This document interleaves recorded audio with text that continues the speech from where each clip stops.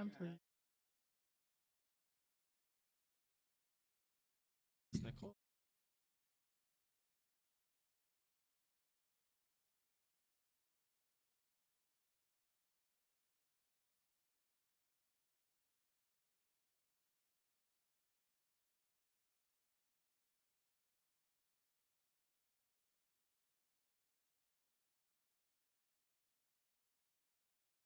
Yeah, we're all in college.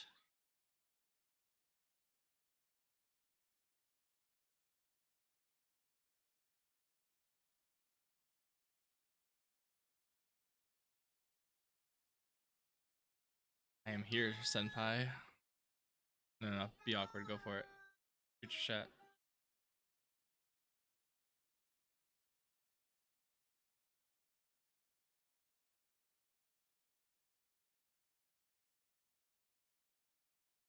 Do that in high school too, and middle school. Make sure you're in class. No. Our kids do. Yeah.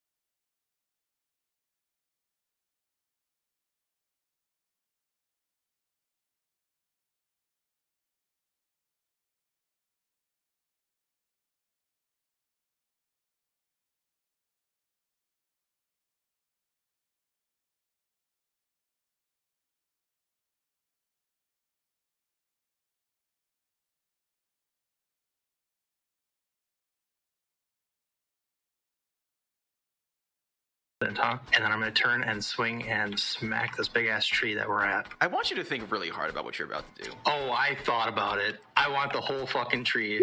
A wave of cold blasts out from Ganondorf. Frost begins to form on the walls of this now downed tree. Your soul belongs to me. But if you have to choose between your world, the world, and your family, who would you pick? I would choose neither. I would do both. Oh my gosh. Really? The anime protagonist? I know. I was thinking the same thing. I was like, anime?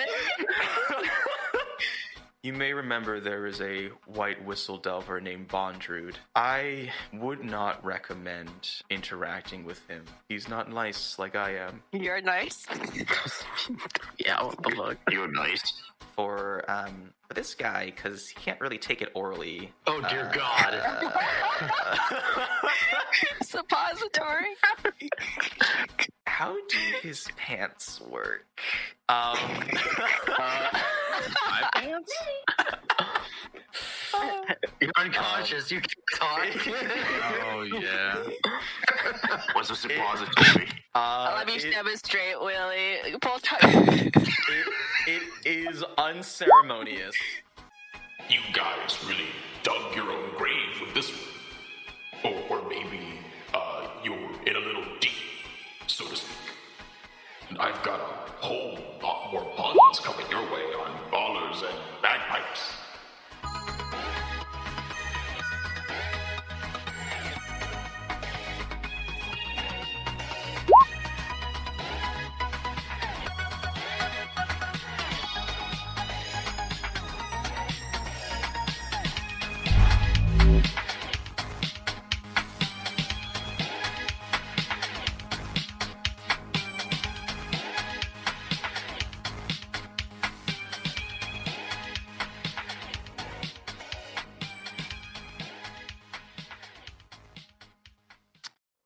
Okay. So when we last left off, you all have met Midi. And Nanachi was about to tell you about everything. So I thought it would be boring if I just monologued for like 20 minutes, so I wanted to try something new, and I was wondering if y'all would be interested in, like, together reenacting the retelling of basically how Nanachi and Midi ended up where they are today. Let's do it. Okay. One voice out of 7, I will assume that is the majority. Math adds up. So here's what I basically did. I have it's by nature of it being like a story that already happened. There are story beats, but I left out a lot of details because I wanted to give you guys room to improv. So I have it split up into like roughly 5 short acts. We can switch up the actors in between each act. I will always be playing Druid, who you guys will get to know very intimately during these next however many minutes. But for the first act, I need 3 other people. I need somebody to play Nanachi, I need somebody to play Midi, and I need somebody to play an unnamed orphanage head, the name of which you can choose. Orphanage director, I should say. Oh, who's that bitch in Skyrim that you killed? Oh my gosh, what's her name? I know who you're talking about. We all should know this one. Gerulda? No, Gertrude? Grelda? Grelda No, the no. Kind? Grelda. If only we had Roka. some way to find this out. Who was Hold on. cheating? Grelud. Grelud. Grelud. Yeah, Grelud. All right. Is her name. You know, there's like multiple bitches in Skyrim that you kill, so. Are you self-volunteering to be a Grelud? Me? I'll be This is the part- Grelud. All right. Is Grelud a bitch? I don't know. We'll see. Yes. I have their personality is nondescript. Okay. I just have an orphanage head. All right. Is there anybody who would like to play either Nanachi or Midi? You don't have to do a weird kid voice. Midi, so just to wind back a bit, Midi right now is whatever the heck this thing is you see on the screen before you. But when we turn back time to the good old days, Midi is a human child. I'll be Midi. All right. One more person. I'll do Nanchi. All right, here we go. So this is what I'm going to do. I am going to send you guys the rough story beats. I will be there to guide along in case you get lost or in case things get stuck. But for the most part, we're just going to see how this goes. Thank you all for being willing to try something new. And as I said, if it sucks, tell me, and we just won't do it. So I can make a conversation with these 3 people here. Koyaza. Wait, how do I add more people to conversations? How do you do this? How do you create a group chat in Discord? I feel like... I think you need to be friends with them, if I Is remember there correctly. a plus sign at the top right? Oh, there it is, there it is, there it is, there it is. Yeah, you have to be friends with everyone, though. Oh, you do? Yeah. We made like a big chat for like Solara one time though, didn't we? Oh, right. Oh, look, add friend. Oh, all right. Let's do this real quick. We should probably have done this a while ago. Everyone add Josie. Yay. All right. Let's do it. Thank you. All right. I can at least start with you Wait, guys. you guys aren't friends with Josie? No. Yeah, we are. Create group DM. Wow, I'm not Okay. friends with Eternal. Jeez. Here are the story beats. If you have any questions, let me know. But that's like the rough outline. Take some time to like, read over whatever and like get in the mood or something. I don't know. But just this this is what it is. Okay. Once you guys are ready, I'll start with the exposition, and we'll take a big shot zooming outwards. Ready. Wait, who's Bondred again? That's gonna be me. You're gonna find out. Oh, so we don't know him yet. No. None of you. I mean, even within the story as characters, you guys have no idea who he is. Okay. All of this will be developed as we go through Nanachi's backstory. Nanachi and Midi's backstory. Okay. All right, Eternal, you ready? Yeah, I don't know what the term shy or reserved means, but I will. It's okay. You already fit the bill, so. What? Oh, wow. Is that Damn. a roast question mark? We go back some odd years. Galadriel, this would have happened after your clan, or after your tribe, excuse me, was forced into Starfell, but before you left. So it's some vague area during that time. We turn to... I'm recording this, right? Yes, okay. We turn to... I'm clicking the wrong things. We turn to the outside street of a quiet orphanage. It's a snowy day, as it always is in Icewind Dale, but it's a little warmer than usual. And all of the kids are sort of out and about and just running around, right? So it's at this moment that Nanachi, you find yourself sort of just absent-mindedly reading through random, like, loose leaf you find in the trash, because that's what you do for entertainment. And you bump into another orphan who you've never met before. She is roughly your age. She has pink hair that goes down to her waist and these deep pink eyes.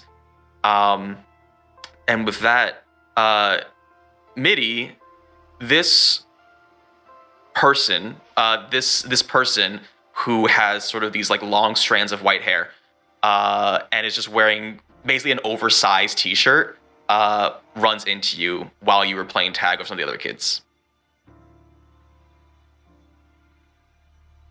All right, that's for your cue to start. Hi, what's your name? My name is Nanachi. What's yours? I'm Midi. Nice to meet you. I see you're reading some trash? You can't read, by the way. Midi can't read. It's the only source of material that we have around here. Not much to go on. Oh, that's cool. I don't know how to read. What's it about? What's it saying? This is about the current events that are going on around us outside of the orphanage. Nothing Oh, cool. exciting on this parchment. Well, should we go look? I want to see. Wanna go look in the trash with me? No. I'm talking about the orphanage. Yeah, we can go run around.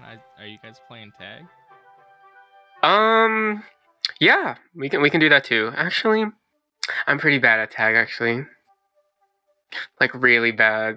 They catch me all the time. As you say that, some kids are like shouting at you, "Hey, we tagged you like 5 minutes ago!" You can tag me. I'll be it. Okay. Thanks. Here you go. Adorable. You guys, I guess, just sort of hang around for a bit and enter Grelid, who is just named Orphanage Head. But Grelid, it's about time for lunch, and these kids are getting real rowdy. Kids! It's lunchtime! Get your butts over here and line up like you're supposed to. I guess it's our time to eat. What do you say to me when I give you an order? Yes, You ma'am. say, yes, Grelid. Yes, Grelid. Very good. I'm teaching you manners so you all can get adopted and get your butts out of here, okay? Alright, get your butts in line right now. What do you say? Yes, Grelid. Very good. Made for this role. No, I really appreciate it. I just want to say, I don't know if you guys watch Critical Role, but episode 8, the first 30 minutes, like Matt Mercer said literally 2 things. And the rest of it was just all the PCs messing around with each other. Like, this is great.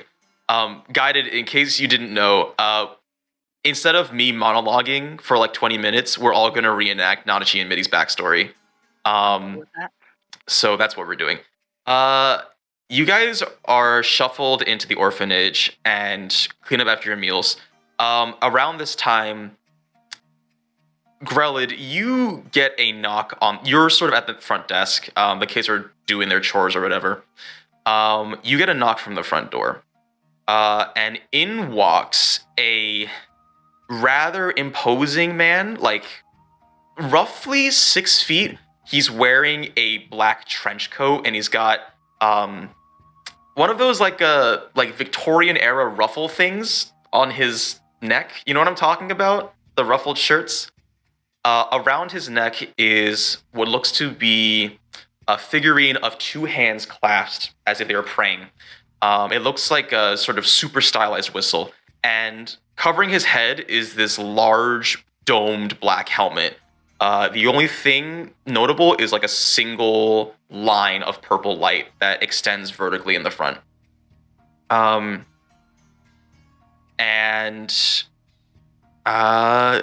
This person comes in and says, and I need to get into character now.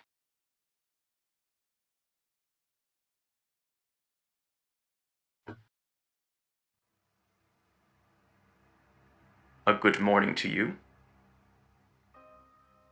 Oh, good morning. Can I help you? This is Belchero Orphanage, is it not? Indeed. You've come to the right place. Are you here to adopt? You read me quite rightly, my good madame. Oh, thank goodness. We're about overflowing with kids here. But you see, I cannot simply adopt just anyone. If it wouldn't be too much trouble, I am looking for particular kinds of kids. If it wouldn't be too much trouble, could you ask them to gather? I would like to chat with them for a bit. Of course, the discerning parent. Very good. Kids! There's a potential parent right here. Gather around. One of you might get lucky today. Those little whippersnappers, you know how they are. Hurry up! Yes, Grelid. Yes, Grelid. This is so good. You guys are all shuffled in the main room. It's small. It's not like as bad as the orphanage in, what is it, Windhelm? It was Riften. You're right. Yes. It's not as bad as that, and it's actually a pretty sizable orphanage. But you all sort of gather around, and you're talking to each other about, like, who is this man? What is he doing here? Sort of that stuff.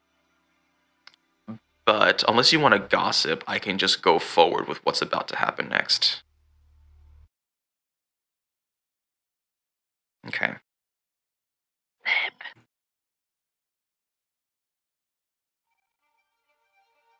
This also goes without saying, like, if you weren't assigned a role or whatever, you can totally just be like a random NPC and inject yourself into the scene. So don't feel like you have to be silent the entire time. Grelid, I want more food. Shut up! Did I hear food? Oh, you better keep it together, otherwise you'll never find a family. They are quite lively, aren't they? I Yeah, bet yeah. they'll feed us more than you. Oh. You better behave yourself. This guy looks well off. You'll be well off if you go with this man. Speaking of, Yeah.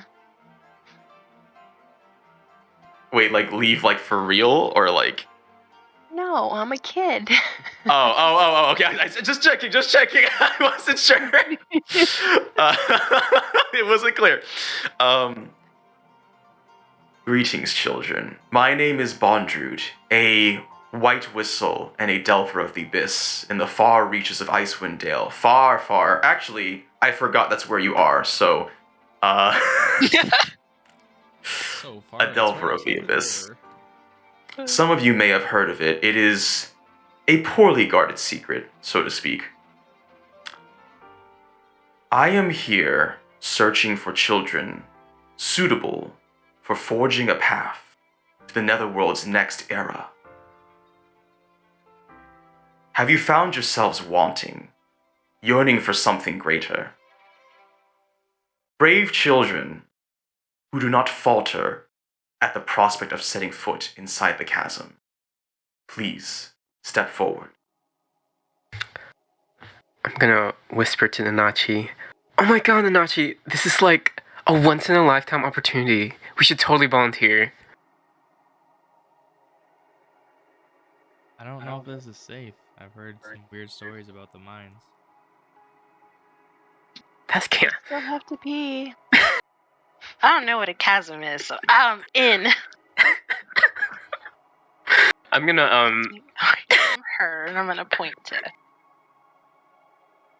I wasn't here for Koi's character's name, so I'm just gonna say I'm gonna point that way. Growlithe the Kind from Skyrim. I'm gonna wave my hands. Yell, pick me, pick me. Do you step forward? Yes. All I right. volunteer as tribute. You guys see Mitty excitedly run upwards. And what is your name, brave child? Mitty? Mitty, what do you want to be when you grow up? I want to be an astronaut. Those are bold ambitions, and ones we can help you fulfill as well. Anyone else who would like to join me and Mitty? I want to too. Indeed. And what is your name, child? My name is Nanachi. Pleasure to meet you. You seem to be of the discerning sort. I think you'll find yourself quite enjoying your time there. I hope so. And more than just you guys volunteer. Oh, very good, very good. 2 children adopted on one day. More than 2, but I mean it's just like a bunch of them, more than 1 at the very least. You guys, Bonjud goes through all the paperwork and whatever. I don't know what system Grellet has. Oh, you know, there's some regulations from the government, from the city council, but it just they're just more guidelines. That's all. Just, well, good, sign ma'am. here. It's always, of course, appropriate to follow due process as always. Now come along, children. You guys are led outside to an area, and there are a lot of other kids just sort of mingling about, and they look a mixture of like excited, anxious, that sort of stuff. But a lot of them seem happy to be there.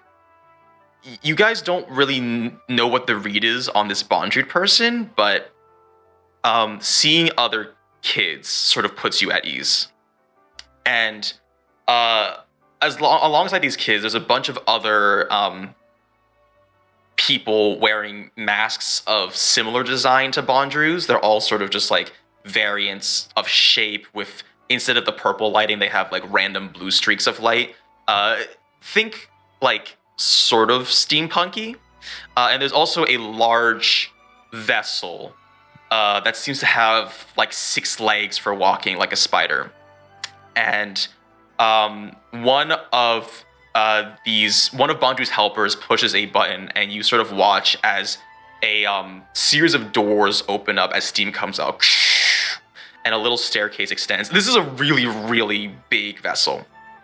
And Bondrud says to you guys, "Now everyone, come aboard the vessel. Fear not, your journey down will be escorted by my team of delvers. As long as you stay inside, no harm will come to you." As Nanachi, can I roll a deception check?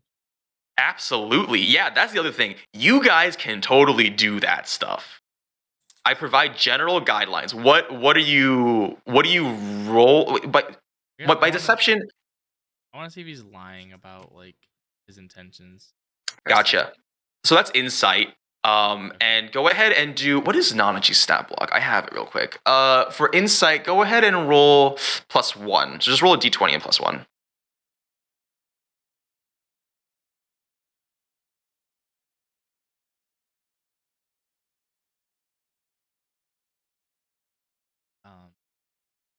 So I clicked it twice. Do you want to try typing? Oh. I typed it and I hit enter and it just stood there in chat. So I'm guessing my roll 20s. Jarius is 10. All right, you rolled an 11. I mean, you can't really get the read. Him having a helmet covering his entire face makes it really hard to get anything out of that. I'm assuming. Okay. I feel like Middy's definitely one of the first to run into the vessel.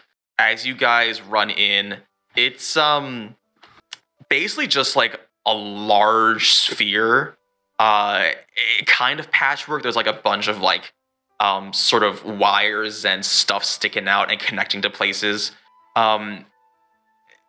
It has some amenities, like it has working bathrooms, it has like rugs, because otherwise it'd just be like the cold metal floor. There's not really beds, but there's a bunch of like sleeping bags and places where you can lay your head.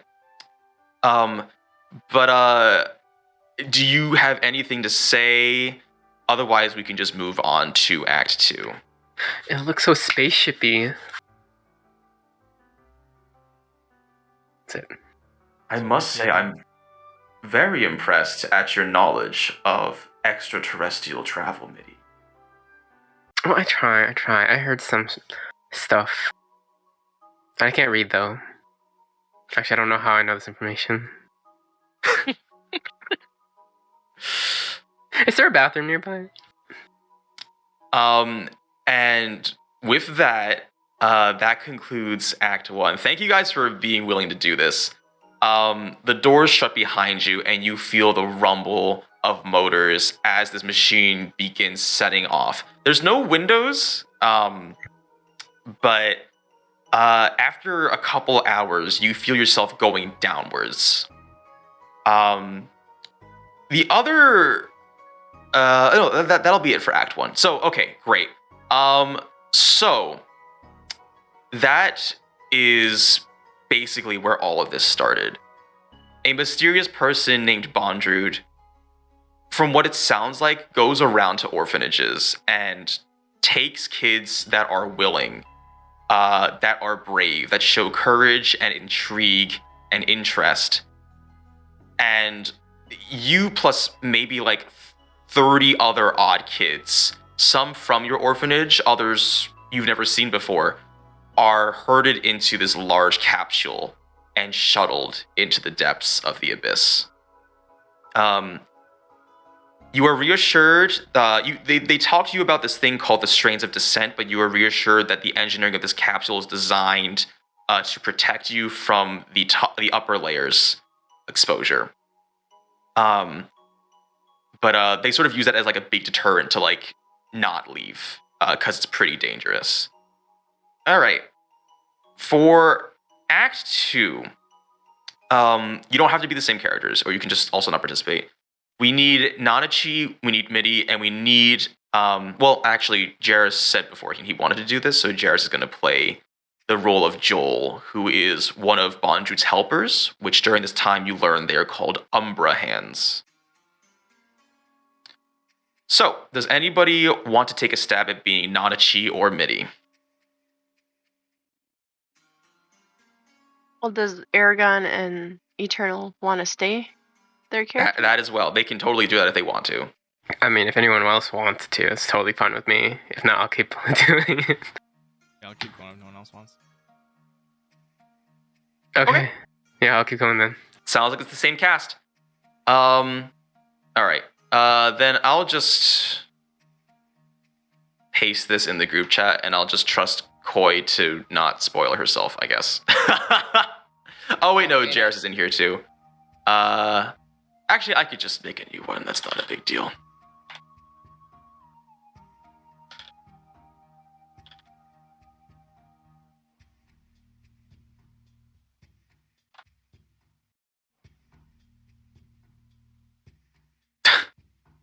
Thank you, Jarius. Okay. So to set the scene, it's been a long time. You don't know how long you've been in this vessel. They've given you water, and they've given you... It would be tough to call it food. It's not bad, but they've given you like sort of these little almost bars, nutrition bars. They taste like cardboard. But for some of you, like, since maybe you don't really know what good food tastes like, it's just sort of like, I'm glad this at least keeps me full and energized. But somewhere, let's say in the... Yeah, roughly the second layer. Somewhere roughly in the second layer. Eternal's giving me that. Eternal's making that weird face shape with his mouth. Nanachi and Midi, you guys are playing around. What are you guys doing? We're playing what can? Some physical activity. Playing tag with the other kids still. Tag. Sure. Tag totally works. Dip, dodge. Constructed by Dodge. Guy, do you want to get in on this? You want to be a kid playing tag? Hell yeah. All right. I love this. All right. You wanna do a little bit of this? Wait, so are we doing like flag football kind of Normal tag or? rules. Aw. Except we tackle them. Okay, who's it? I'm gonna be that weird little kid that's off in the sidelines, and I have my index fingers up by my forehead to look like a bull, and I'm gonna start like scraping the ground. Guess I'm it first. I'm just gonna go after Midi. Let's have all three of you make a so roll a d20. Nanachi, your constitution is -1. Midi, yours is +2, and Guided, let's have yours be +1. I guess Joel's playing. Oh no, that's from your d10. No. Sorry, no, I misread. Oh, fuck. Yeah, Guided's super slow. What's your kid's name? I'm gonna name her. Huh? 3. Number 3. I'm gonna name her Fiona. Fiona. Okay. Fiona's got her index fingers like horns and is just sort of like roaring around. But she's not really looking where she's going, and she just kind of has her head face downward. So she's running into like a bunch of people, and it's kind of funny. And Nanachi and Midi, you guys are sort of like up ahead and just like, what is she doing? Oh no, she's gonna hit us. What are we gonna do? I'm gonna yell to... I would know it's Fiona, right? Yeah, you guys would have gotten to know each other at some point now. I'm gonna tell Fiona, you gotta keep your head up. Keep your center of gravity low. At least It's a lot look. easier. At least look. She is not super super dumb, but she's not super super smart either. So she's gonna look completely up, and I'm just gonna fall backwards. Yeah, you guys see Fiona like just wrench her head, and because you like kids' heads are like bigger proportionally to their bodies, so the momentum sort of carries her backwards, and she just careens into like a rug. Totally playing it off. No backwards, angels, baby. backwards somersaults a couple of times. Okay, I'm gonna walk up to her, give her this look of disappointment, and touch her. Oh, I wait. I was supposed to touch you. Oh yeah, I know that. Okay, you're it. Yeah, I want it to be it. Well, Mitty wanted to be it. You can totally say I. Don't get me wrong here. You embody your characters. Okay, so you guys are running around, and here's what we'll do. Let's have all of you roll just a straight d20, and whoever... well, I guess this would be just Nanachi and Mitty, really. But yeah, go ahead and roll some d20s. Okay. Mitty, you are it, and you're running around. And you trip in a rather precarious location. Go ahead and roll a d100. 1 being bad, 100 being less bad. Ooh, less bad. Okay. So you fall sort of near the front stairs. And before you can catch yourself, you sort of land at an awkward angle on the stairs. And everybody hears like a crack. Your left arm hurts a lot. And there's an area that's starting to swell and bruise pretty significantly.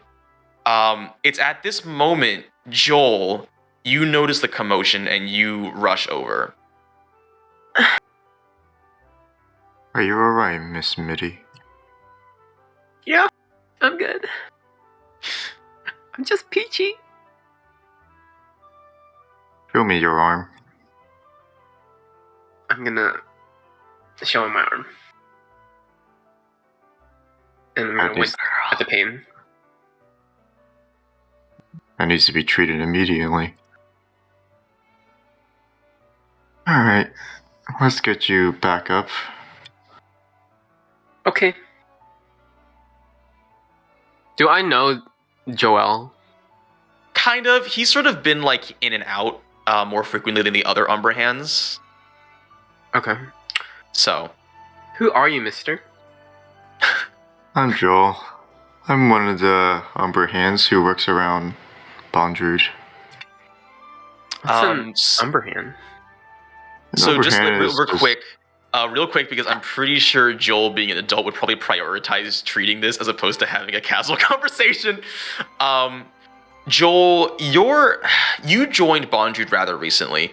Your medical experience is really only from seeing what he has done, and so it's rather limited. So you can do some things to sort of make sure it doesn't get any worse, but you'll probably need help to like fully treat this. And so you sort of ask Nanachi, just sort of because you picked her, Nanachi randomly, to go and find Bondrude, who is not in this capsule.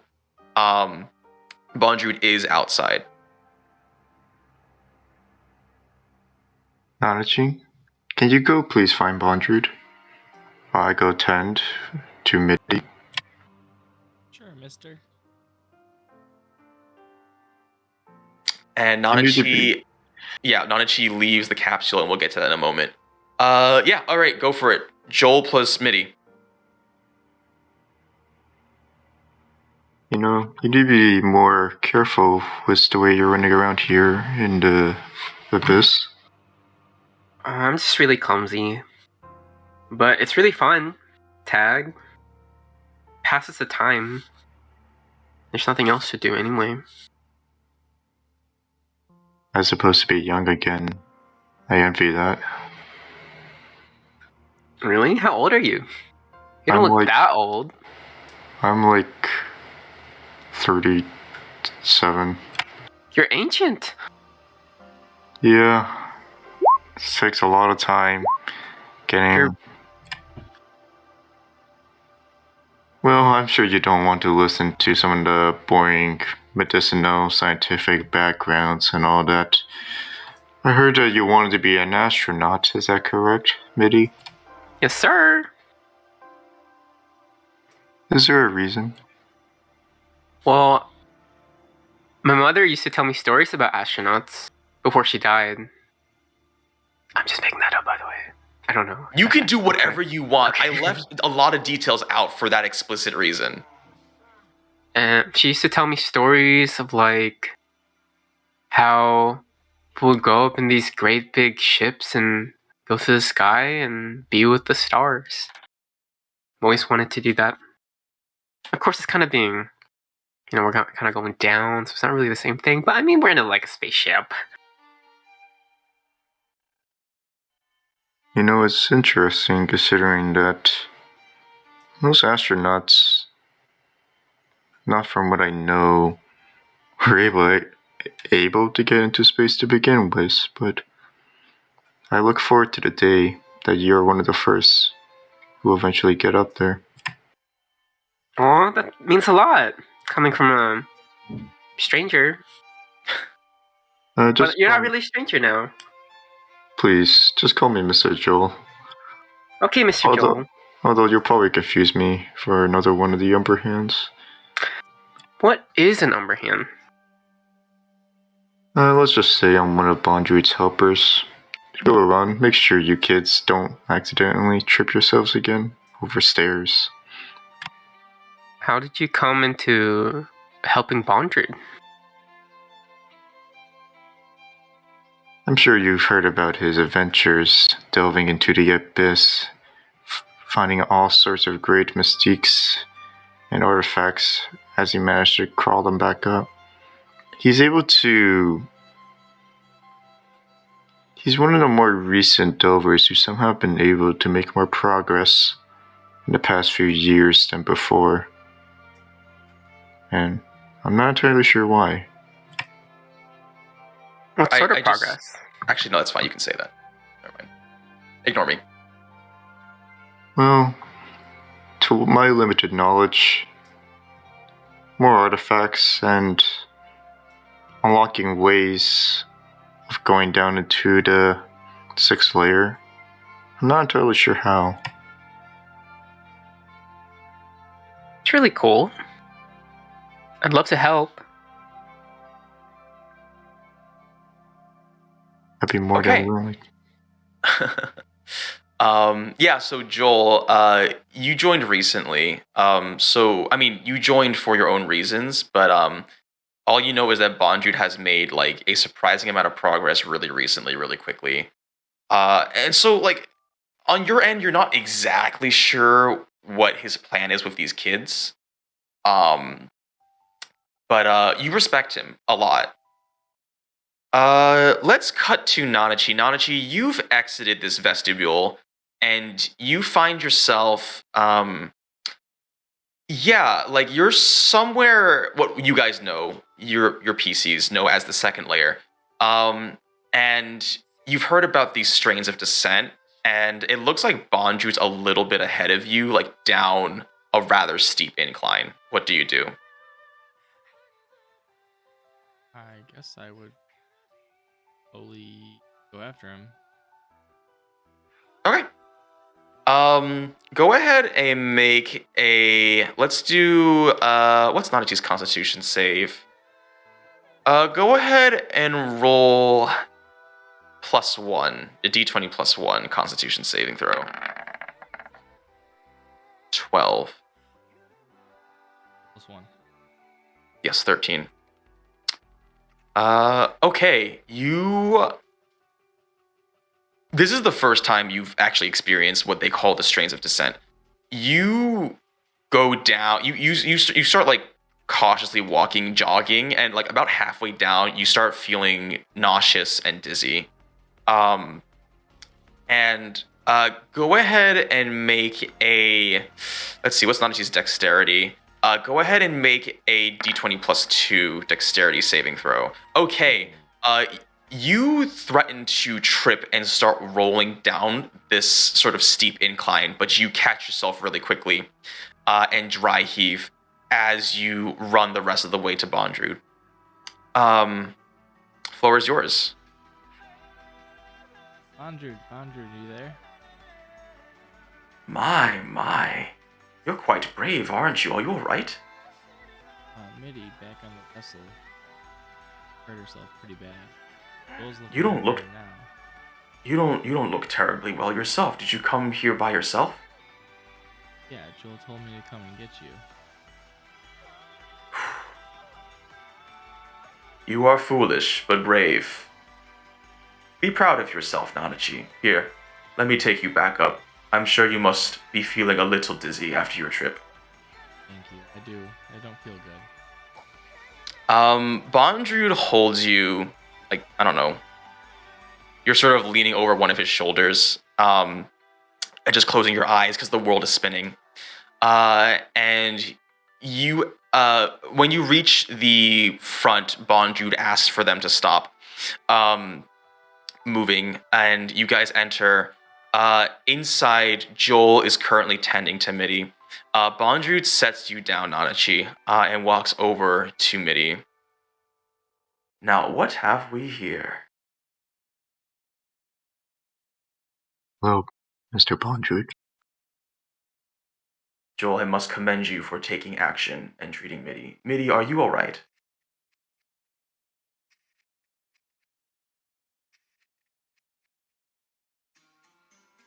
She's sleeping right now. I like that. Doesn't look to be too bad here. That's an awful lot of swelling. Oh, I guess, again, it isn't here. Nanachi, would you be interested in helping me with this operation? Operation? Nothing so drastic, but you seem to have an inquisitive mind. Yeah, I'll help as best I can. Why don't you come over here? There won't be any cutting open involved, but there might be some interesting things you could learn along the way. And Bondrewd pulls out basically like one of those portable x-ray scanners, and you can see there's like a little hairline fracture going through one of Mitty's bones. Not going the entire way, but he sort of like throws around a bunch of scientific stuff, and you catch on pretty quickly. I think sort of your advantage of just like reading random things and absorbing knowledge, you've developed a really absorbent mind. And after all this is said and done, and is Ryan here? Yes. Okay. Yes. Yeah. But Mitty was asleep for a bit. But you guys like start to really appreciate and sort of see Bondrewd as this fatherly figure. And you guys sort of more tentatively play your way the rest of the days to the fifth layer. And one day you feel this shuttle stop. And the door opens. And in comes Bondrewd's voice. We're here.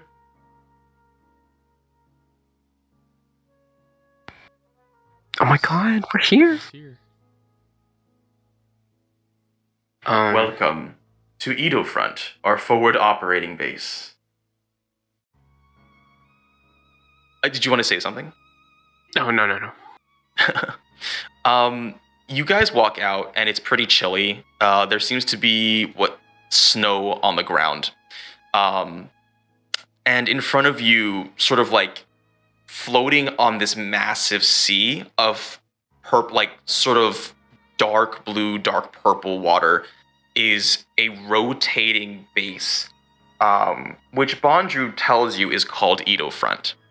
And all of you are led inside to more proper forms of housing. And that concludes Act 2. Yes, Edo Front. IDO space front. Yeah. And that concludes Act 2. You're shown into rooms. They're not individual rooms, but like kids are sort of like split into 4 different rooms. And you guys sort of just spend your days there, occasionally helping out with chores, or I would imagine Nanachi on the more curious side. Occasionally, Bondrewd comes in and says like, "Hey, we're doing some like animal dissections. Would any of you be interested?" And you go along to some of these, and you pick up pretty quickly on this. Mitty, you're more keen to like the physical labor, because you're a little stronger than average than the rest of the kids. Okay. Hog. Act 3 has the same characters. Does anybody else want to be Nanachi or Mitty? Yeah, feel free, anyone. Which is key for please, someone else. I'm not saving you, Ryan. You make a great actor. I was gonna say a great 7-year-old, but then I was like, maybe. Hooray. Nobody else want to volunteer to be these kids? I Wow, can You guys are doing great. Oh, never mind, if sorry. they don't want to do it. You want to take Mitty? Whoever. Okay, you can take Mitty. Eternally okay with being Nanachi, or do you want to pass the buck? Give it to Odin. No one wants to volunteer. I'm fine with it. Peer pressure, Odin. Odin. Odin. Oh my god. Alright, fine. Now you're All the right, 7-year-old. excellent. Odin is now. Guide is not on my friends list, but I could just send it to her independently. Like a great 7-year-old. So we have Odin, Jarius, and Guided. I can just send it to you, separately. Okay, here is Act 3. And as I said when we left off of last week's stuff, gets heavier. You guys have spent a long time at Edo Front now. And Nanachi, who's now Odin, so Odin is Nanachi, Guided is Mitty, Jarius is still Joel because he really wanted to be Joel. Not really. Oh, you don't want to be Joel? I mean, I don't mind, so. Okay. Some months have passed, and you've accustomed yourself to the bland energy rations, to the sort of like cold metallic hallways. But you guys live a comfortable life. And Bondrewd, loves you like a father loves his kids. Can I have all 3 of you roll a d20 to signify as perception checks?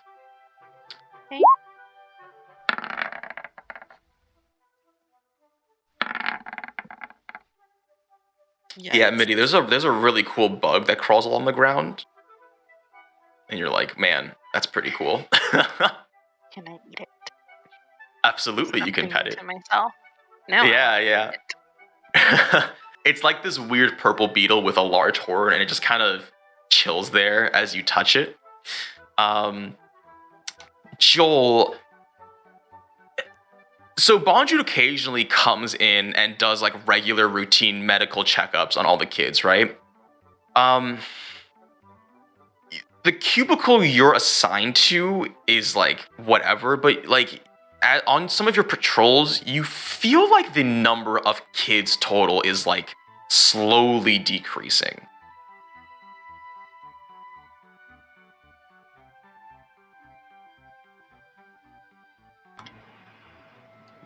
That's strange. Is there anybody around that I can talk to about it? Yeah, there's a bunch of other kids. I will say though, Nanachi, you didn't notice it. Joel is the one who noticed it.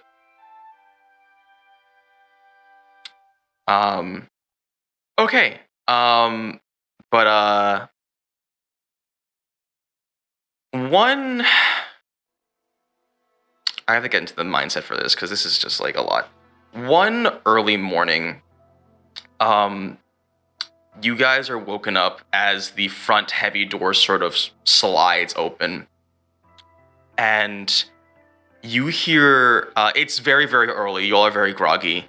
And you hear Bondrude's voice. Mitty, it's your turn for medical checkups. And after we're done that, we're going to take a little walk, all right? And at this point, it'd be pretty normal for people to get checkups and stuff, right?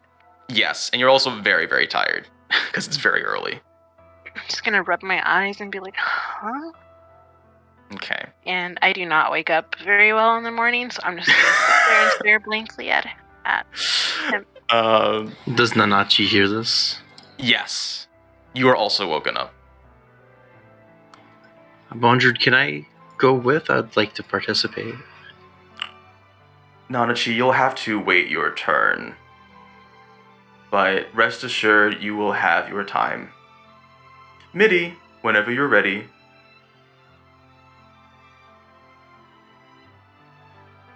Fine. And you groggily walk towards Bondrude. Nanachi, before the door closes, you see Joel sort of look around really quick and also hurry out. And Joel, you start following Bondrude a couple paces back. Nanachi, what do you do? Since I've seen Joel acting kind of strange, I want to try and tail him. Absolutely. Go ahead and roll a d20 to represent stealth, and this will be +2.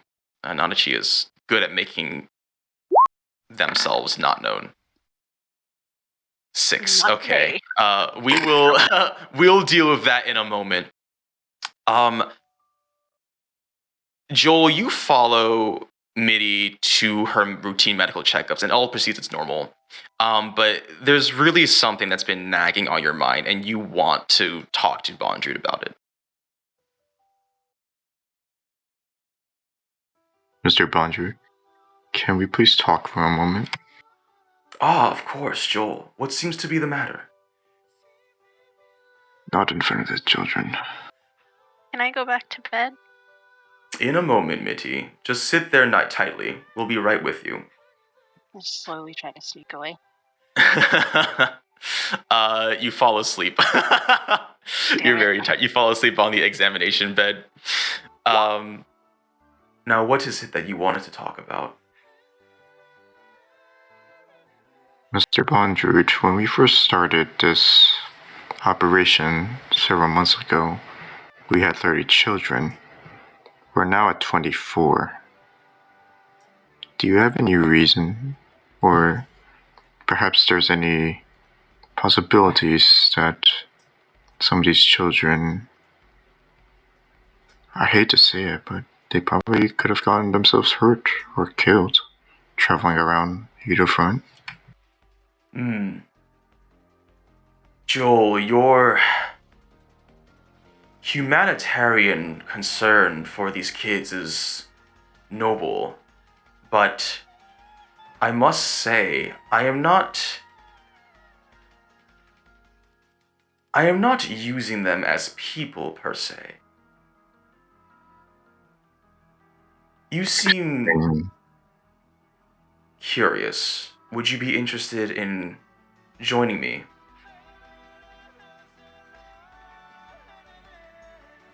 For a walk, not for like a team thing, but for a walk. Sure. Mitty. Oh dear, she's fallen asleep again. Mitty, are you alright? Huh? You just woke me up. I'm tired. Mitty, we're gonna go for that walk now, alright? Is there breakfast? Breakfast will be soon. Don't you worry about that. Come with me. I'll carry you if you want. You seem tired. Okay.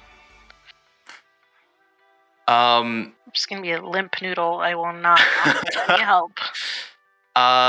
Nanachi, at this moment you haven't been discovered yet. And you watch as Bondrude carries Mitty and Joel follows down a corridor, which you've been told not to enter.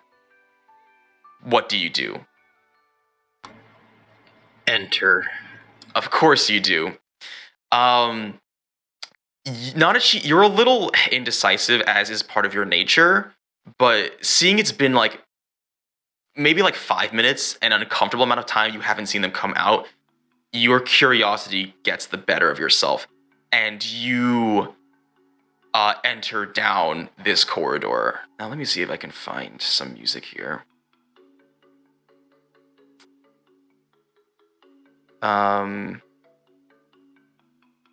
Can't seem to find it. It's fine. You and Joel as well see something menacing. You walk in, and there's a bunch of other Umbra hands that have their back turned. They're different shapes and sizes. One of them is just like huge, broad-shouldered, but super hunchbacked. Another one is like super skinny and tall and lanky.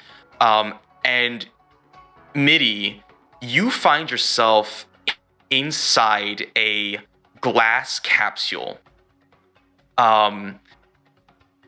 Nanashi and Joel, there's a setup. You see like two sort of separate chambers, and they're tied to what looks like a pulley system.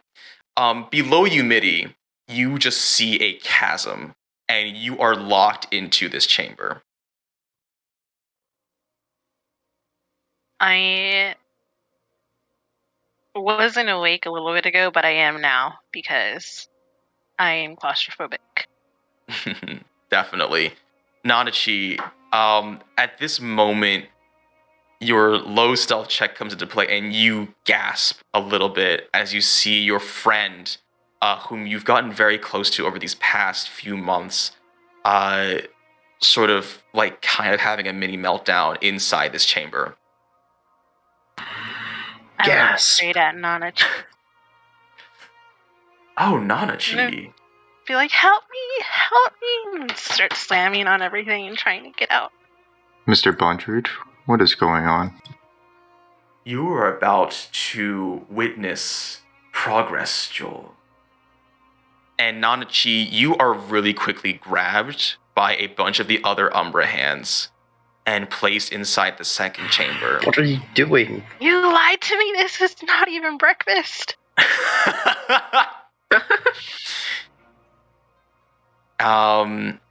And after all this settled down, Bondrude begins to speak to you.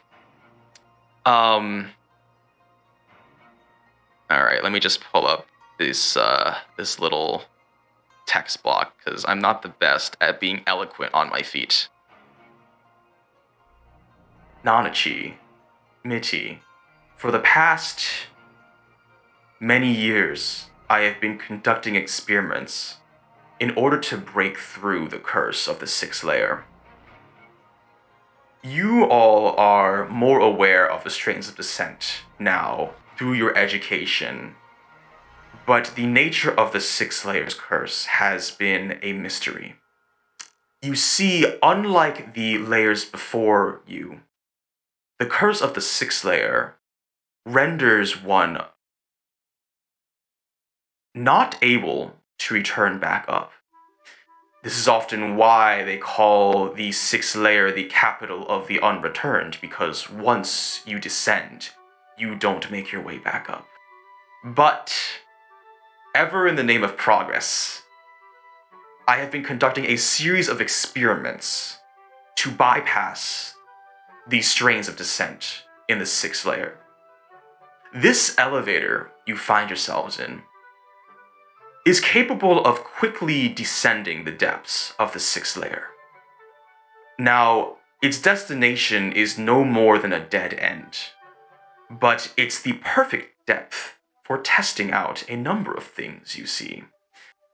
I like to call it my own miniature garden. The curse of the sixth layer, to the layman known as death or the loss of one's humanity, it is something that I have struggled to overcome.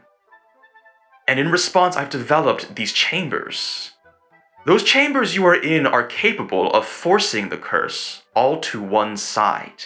We use similar technology for the capsule you came down in. That is what protected you from any of the other effects as we ventured through the initial layers. Now, I've done many experiments before, Joel, as you've noticed. We did many of them involving a person on one side and something other than a human on the other. Those didn't go very well, but Nanachi, you happened to join at just the perfect time for me to try out a new hypothesis. I truly regret having to use two who are as adorable as you are, but as you are close friends, I'm sure that this will be a success. You're a monster.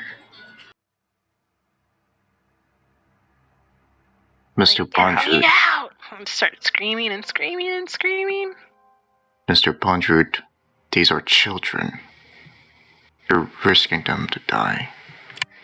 Now, Joel, that's a very closed-minded set you have there. What if I were to tell you, Joel, that there was a danger, a cataclysm that would happen within the next 200 years? Would you also not do anything you can to stop it? And this is the method you chose? Sacrifices are necessary in the name of science, Joel. After all, what are some 30-odd lives compared to the world? You understand that you're still dealing with children. Perhaps, but that's a very limited worldview, Joel. You see, these are not children, but these are the keys to progress. At the bottom of this abyss lies a terrible power, and I do not purport to be the savior of this world, but I will certainly be there to stop the next coming of the apocalypse. Umbra hands, let the experiment commence. Can I, try to stop them? Yeah, why don't you go ahead and roll a d20 to represent strength? We'll do it +2, 12. You grab the hand of one of the Umbra hands. It's like gonna pull down the lever. But you feel arms grabbing you and pulling you back. My, Joel, I seem to have underestimated the bond that you have with these two. Terribly regrettable, I must say. Okay, I think I have music for this. Let's see. I want to say it's this. We'll see. Kind of. Okay.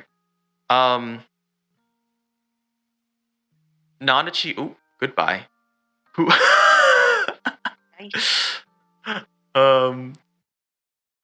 You, Midi and Nanachi, you feel a jerk as you are quickly lowered into the depths of the abyss. You can hear each other's screams, but nothing else other than the rattling of chains. What do you do as you descend? I'm hyperventilating. I'm gonna yell up. Be like, Key, I'm gonna be back and I'm gonna open you up, motherfucker.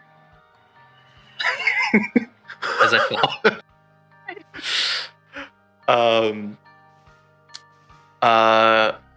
Oh, did I miss something? I think I did miss something. I have to briefly retcon. Midi, you will be on the side to which the curse is driven. Please do your best to endure it, okay? If you die part way, Nanachi will also be hit with the curse. Oh. And with that, that's when the lever is pulled and you start dropping and you start screaming. Do you say anything to each other? I'm Bella Swanning this bitch. Just completely quiet. Hyperventilating, but completely quiet because I don't want Nanachi to want anything to happen to her. I'll just hand on glass. You know how it goes. And you hit something soft, and for the moment you feel normal. And you see something that truly stirs your skin.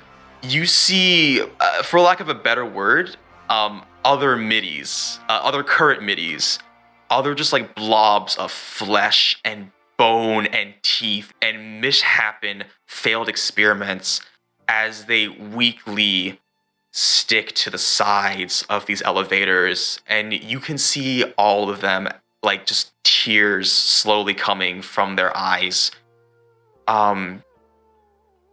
And that's when both of you feel it. A racking pain that runs through your body. I want to say Mitty says one more thing, like the last goodbye to Nanachi. What is it that Mitty says? Right, let me just...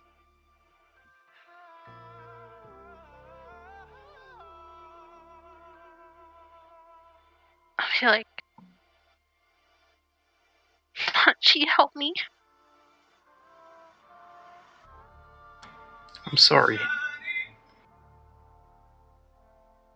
And both of you keel over and scream as your bodies begin to change in shape rapidly.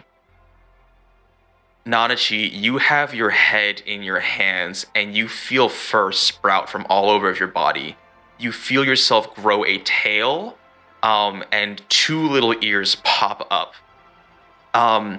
Your eyes widen as your pupils switch from being circular to like rectangular like goats, and you feel like almost a weird snout developing and whiskers. And it's painful and uncomfortable, but not unbearable. But it's at this moment you hear Mitty yell out a blood-curdling scream.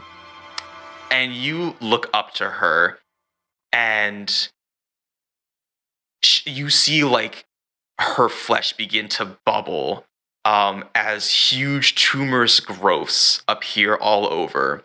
And you watch as her arms become distended and like almost break and form new joints, and blood pour out of just her mouth and her nose and her eyes. And the only thing she's saying is like, kill me, please make it stop. And the elevator is raised, and you watch in horror as Mitty transforms, and her neck elongates and like kind of snaps under the weight of now her engorged head. And you see her mouth migrate downwards and split her chin in half as blood falls out. And you see her pupils bulge out, and the whites become blacks, turning back into whites. And she just grows and grows and grows before she collapses under her own weight and splats messily on the ground of this elevator capsule. And Mitty, you're still in there, and it hurts, but the only thing you can do is cry out. You are trapped in your own body, in this abomination of flesh. And as you ascend back upwards and realize what happens, the last thing that we see is Bondrude, who opens up the chambers and walks up to you, Nanachi. My, what a marvelous result. I must say, Nanachi, you have been a great help. And that concludes the third act. And the fourth act, I guess. Because we kind of just merge them all into one. Okay. There's one more thing that happens. And I'm just gonna slowly fade this out. If we want, we can have some new people, but I only have 3 actors, is Nanachi, Bondrewd, and Joel. For this one, does anybody else want to be Nanachi?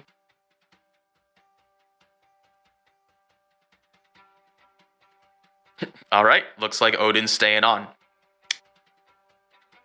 Nanachi, you end up staying at Edo-Front for quite some time, and mostly out of fear, you don't leave. After all, you also have no idea how you got down here because you spent most of your time inside that capsule. And so you just kind of shove all of this trauma away into a corner of your brain and just do what Bondrewd asks you to do.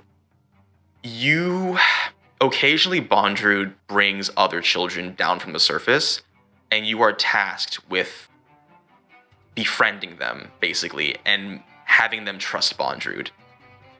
And one day, you're sort of just like absent-mindedly taking to yourself, and Bondrewd approaches you. Nanachi, out here alone. Something seems to be bothering you. Nothing. You know, Nanachi, if there's something wrong, you can tell me. Yes, of course, I know. You know, you've been a great asset to our team, Nanachi. Without your help, we would not be making the amount of progress that we currently are. We are making leaps and bounds. Oh, that reminds me. I finally elucidated the clear nature of the curse that Mitty experienced that one day. Would you like to come see for yourself? Yes. And you are led to a room, and along the way, Bondrewd explains some things to you. You see, the curse not only resulted in bodily deformation, but interestingly enough, it made her impossible to kill. It seems to have granted her some incredible regenerative powers. It's quite amazing. Take a look for yourself. And you see a bloody mess before you. There seems to be like a large hydraulic press that has like crushed the lower half of Mitty. You can see her spinal cord, or what you think is the spinal cord, like exposed, and there's just like a bunch of viscera splattered on the ground. And she's just like very softly weeping. This is the 9th time she's died. It's really quite remarkable. In just a matter of days, she'll be back, completely healed. The only thing that changes are some minor bodily malformations, but other than that, she's just as good as new. Now, there was one thing I found to cause permanent damage, and you notice how Mitty's left eye is missing. There's like a large burn mark. You see, I was curious and fired a shot of my Sparagmos. It's one of these artifacts I have. A concentrated burst of heat. And it seems to have perhaps killed the stem cells. I'm not quite sure. I may have to do a biopsy. But it really is quite remarkable, and once again, I must congratulate you for everything you've done for us. Can I attack him when he's not looking at it? Looking at me? You can't really do anything, sadly. Oh. You move really slowly, and like you just kind of slurp around. That's really all you can do. Like it's like a snail, pretty much. It's at this moment, Nanachi, that you resolved to escape. And one fateful encounter, when you're sort of scouting your route, you run into Joel.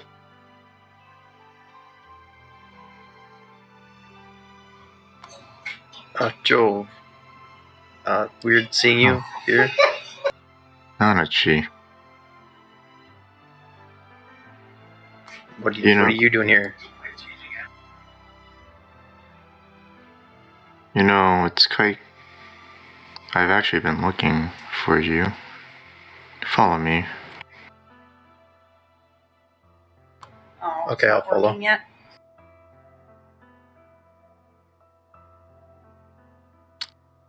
Where do you take him? Or take Nanachi, I guess.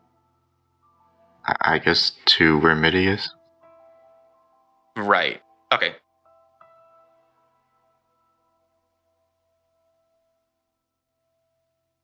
I'm breaking you two out. What are we doing here? We're I'm leaving. gonna glorp over to Nanachi. And hope Leaving? But how will we get away? she sees my pain. I have my ways of leaving. We can't stay at Front. Whatever Bone Druid is doing, it's not going to be safe for you two. Anywhere's better than here.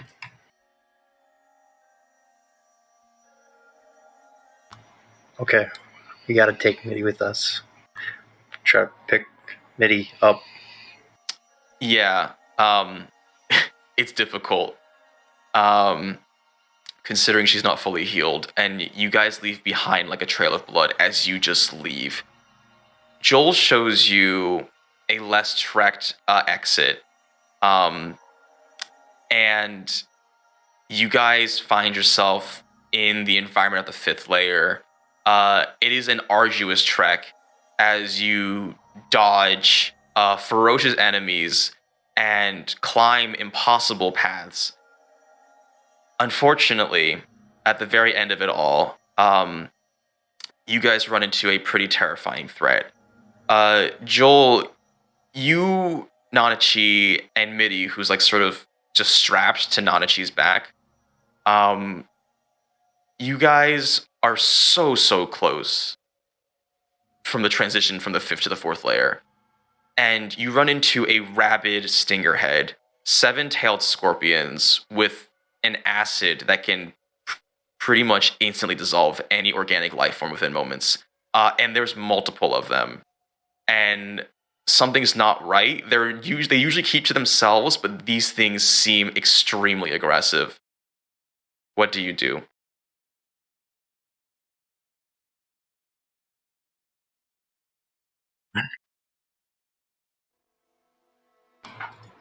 We have to run. Run. I move super slow. You're strapped to Pain. Nanachi's back. Yeah. Yeah. You kind of just motion. Yeah. You guys start running. But can I have both of you make roll a d20? It'll be a Constitution check. Nanachi gets +1. Joel gets +2.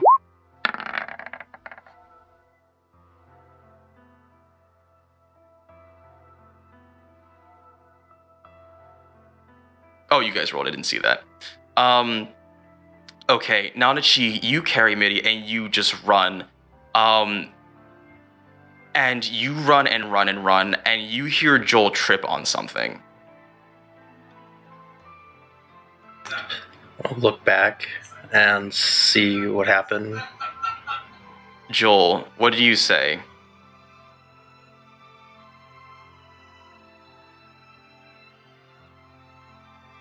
You got it from here.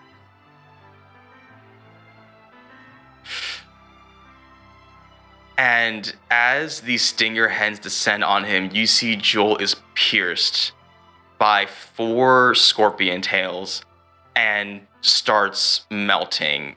And you sort of watch as the upper half of his body, or rather as the lower half just sort of like melt off, like you're melting a piece of wax.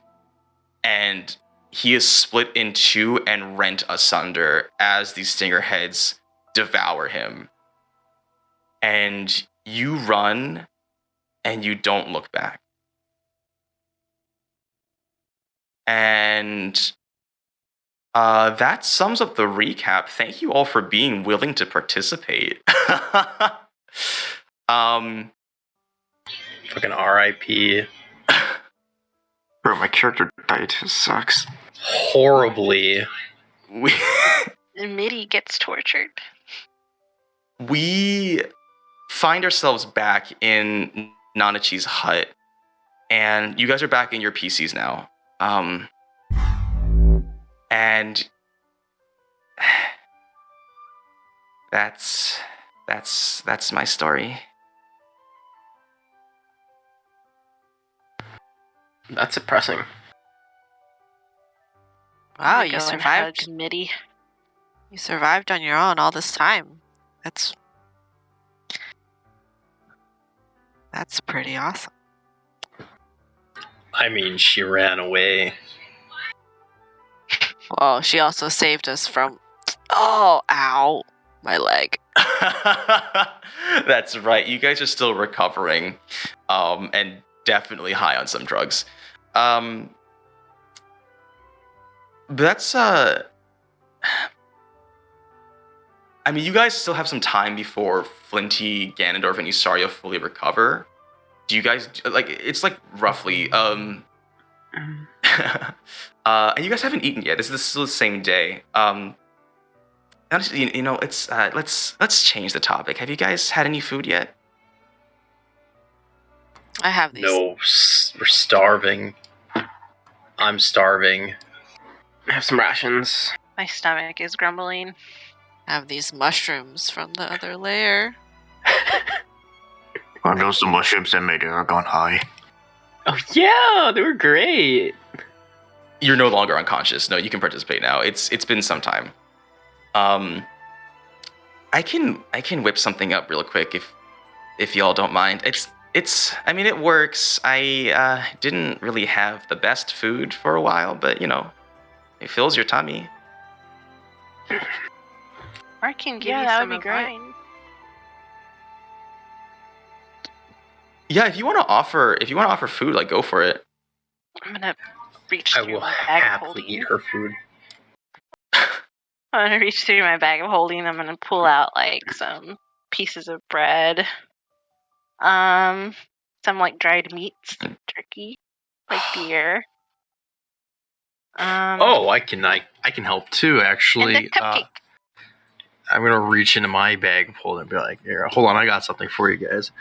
I'm gonna take out one of the 2 ice dragon heads that I had in my bag, and You have those? I'm gonna slap it down on the table. Also, yes, but now I have one less.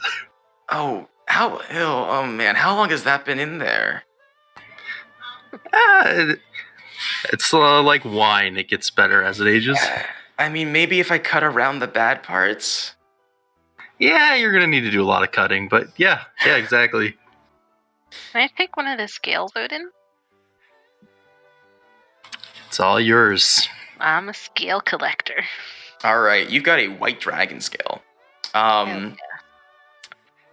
All right. If you're eating your own, yeah. What's up? I have I don't know why I have this marked in my inventory, but it says super tasty fish need to cook. Can I give that to Nanachi? Absolutely, yeah. If you guys want to Is that toss the things one into the that pot. Is that the one that I fried with my firebolt? Yeah. Or was but that a it's only different one? charred the outside of it.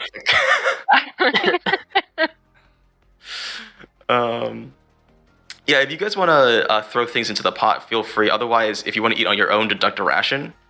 But Nanachi starts cooking, and for those of you who are culinarily minded, Excuse you. Sorry. No, don't worry about it. Excuse me. Now it's just kind of like throwing things into the pot and not really doing anything with it. And Stardew Valley. yeah, but the end result's just like this brown sludge.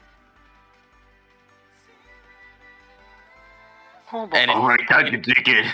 it does not smell good. And like Nanachi walks it over to you, sets it down in the middle, plops it down. It has the consistency of mud.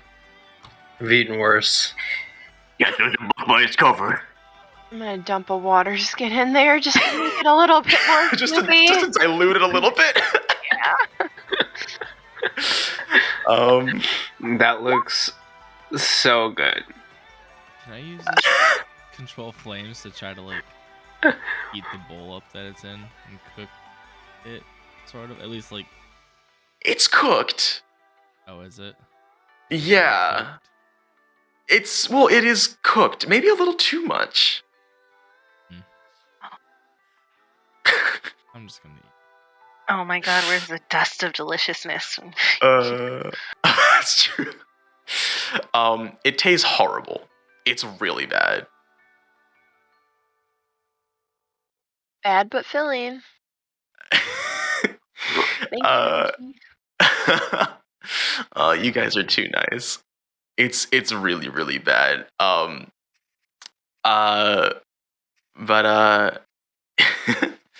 glad you all enjoyed it.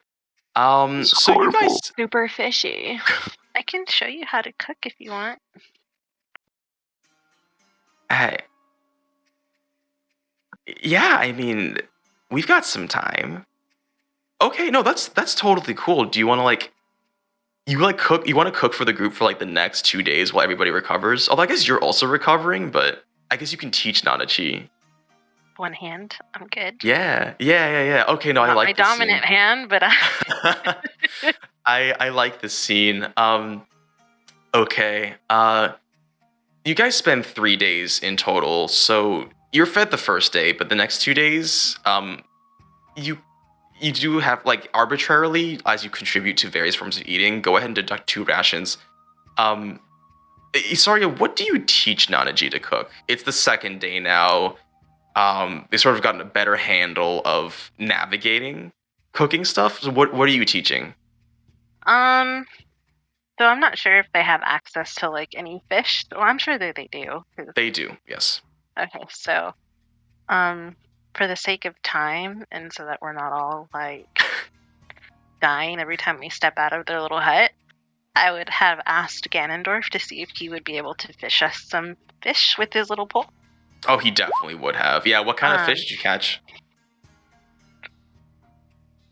Are you asking me? Or I guess guided. whoever uses it. I'm not the they use the masturbator. rules of fishing. Oh, red snapper. Very tasty. All right, So you catch her.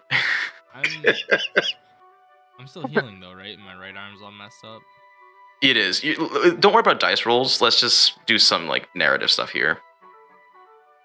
2 days. So far, my odds have been like 1 good fish, 1 bad fish. So I would have to go 1 bad fish on the first day, 1 good fish on the second. Sure. So you have these 2 very different fishes, and you're teaching Nanachi. What are you cooking? I would do something simple, something like a fish stew. That way they can eat it for lunch and for dinner or breakfast. Okay. With bad fish. With a bad, I don't know. It's a bad fish though. That's true. What? I mean, Wait, can I want to do a. What would that be? Investigation or nature? Nature, right? Yeah, probably nature. Probably nature. Yeah. Let's see.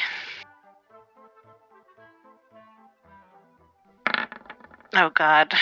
I don't honestly, know anything. No, you do. I mean, like, it's a bad fish. Like, you don't need to roll high every time. I'd be like, thanks, Ganondorf, for this wonderful fish. And I'm just going to pretend that we're using it, but I'll just kind of throw it outside. is it's not a very good fish to eat. You watch as some rainbowy butterflies descend on it and just start like tapping their little propus sky or whatever. There's always a use for everything. But you teach Nanachi how to cook, and you all are met with this fish stew that you all sort of contributed to, like ingredients, herbs, and spices, and some other filling, like maybe, I don't know, lentils or whatever. I mean, it's a big improvement from whatever the heck Nanachi made on day one. It's not like amazing, right? But it's good. It's filling. We're working with what we have. And Nanachi just starts crying. What's wrong? This is the best thing I've ever had. Oh, I'm gonna give her a big hug with my right arm. You're like, it's okay. We'll do this. Yeah. So, can I like feed Mitty the food? Yeah, you can feed Mitty. It's kind of hard for Mitty to eat because her mouth kind of just opens into the floor. But I'm trying. Yeah, I like that. You sort of like ladle it into one of her mouth folds, and you sort of watch as it like dribbles onto the floor, and you cup your hand underneath to like, no, get back in there. So go ahead. You guys have taken many long rests. Go ahead and get your resources back. But I guess I don't know. What did you guys do with the hogs? Oh, I let mine go. The one Odin did, the one he desecrated, I gave a health potion, and it is my pet for the time being. Okay, that's adorable. Wait, so what is that? The mushroom fix again? Like the poison? So those mushrooms are basically parasites. They suck out the poison.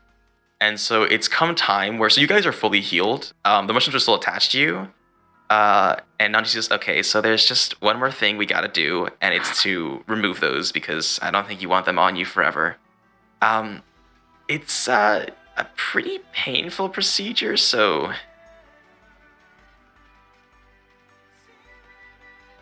Can't be as painful as dying. And I offer my left arm to her. Can I have Ganondorf, Flinty, and Isarya all make some Constitution saving throws?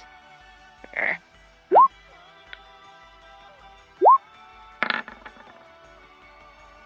Wow, 20. Oh, and also, I forgot, I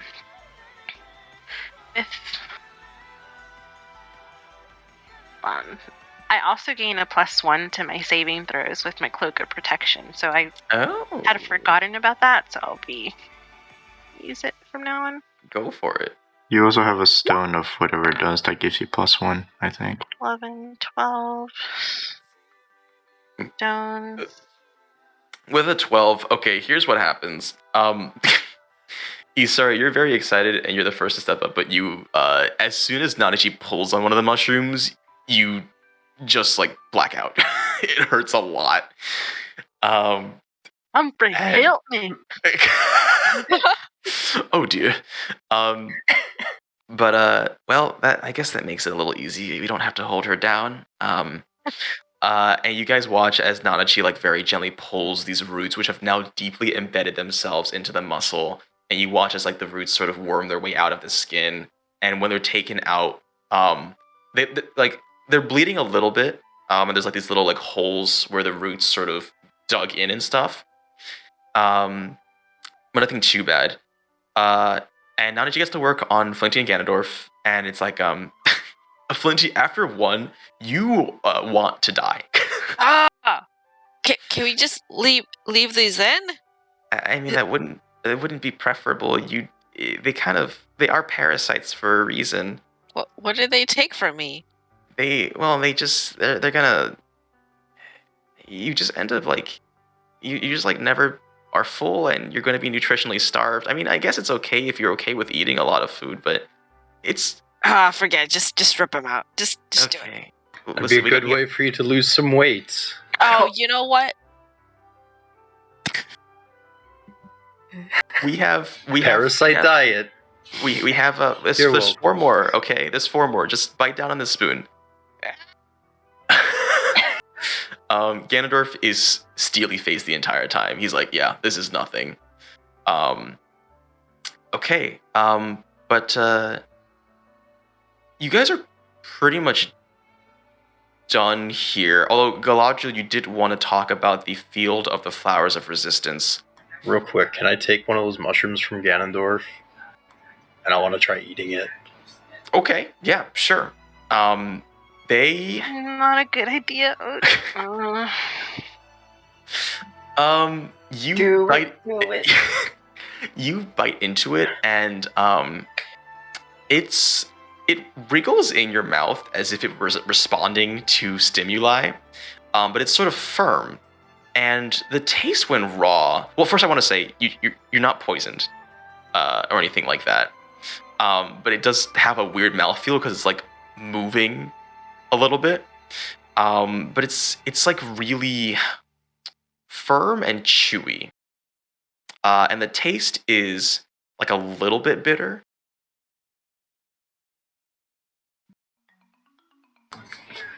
They're like moving radishes. I'm gonna collect them all and put them in my bag.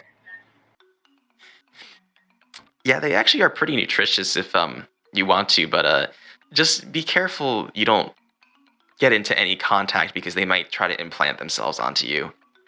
So just be wary of that. Well, I mean, I guess since you guys are done here, you're probably going to be moving on, right? Yeah. Thank you. So, you. what's your plan? Do you just live here forever? Are you guys going deeper? Yeah, we need to go get more star metal and save Galadriel's bestie, Adriana. Have you seen her? No, I don't know an Adriana, but I want to come with you. Down? You're gonna leave Mitty here by. That's the other thing, but Bondrewd has to pay for what he's done and what he's doing. Well, you mentioned that he was trying to save the world? Do you know what that's about? I don't, but I mean, even then, like, what he's doing isn't right. It can't be right.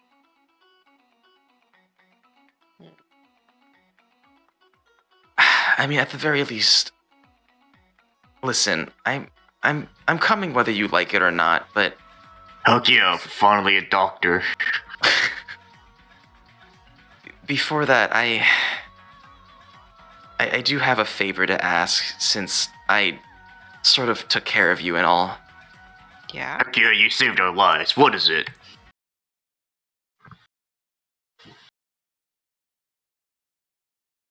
I want you to kill Mitty for me. The fuck?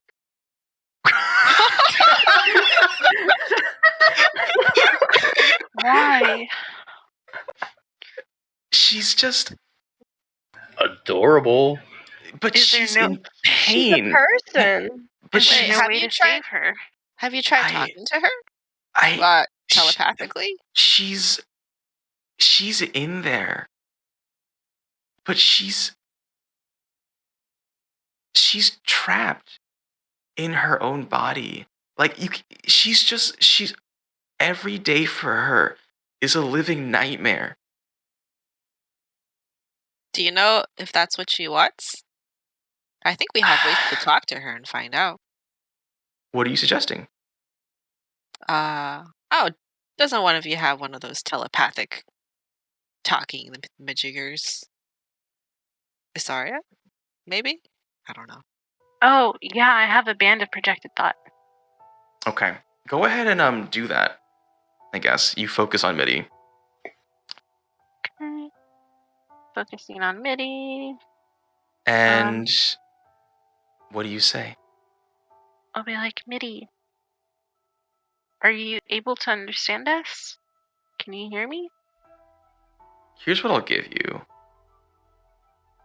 You don't get a verbal response, but something reaches out and like almost touches you in this like mind space. And you find yourselves in a completely like it's just black. It's not dark, but it's just a black area, and you see yourself like sort of like weird spirit form or whatever. And on the other end is it's Mitty. Her form is uneasy. It's not stable. And it's kind of like her mouth has been melted together, sort of. But she still looks somewhat humanoid. What do you do in this space?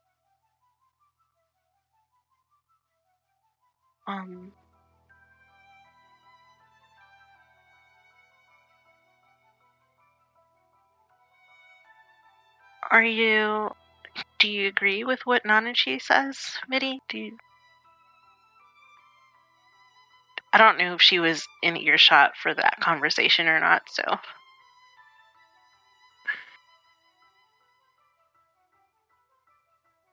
Mitty reaches out to hold your hands, and she has like these little mittens, kind of, well, I guess skin mittens, really.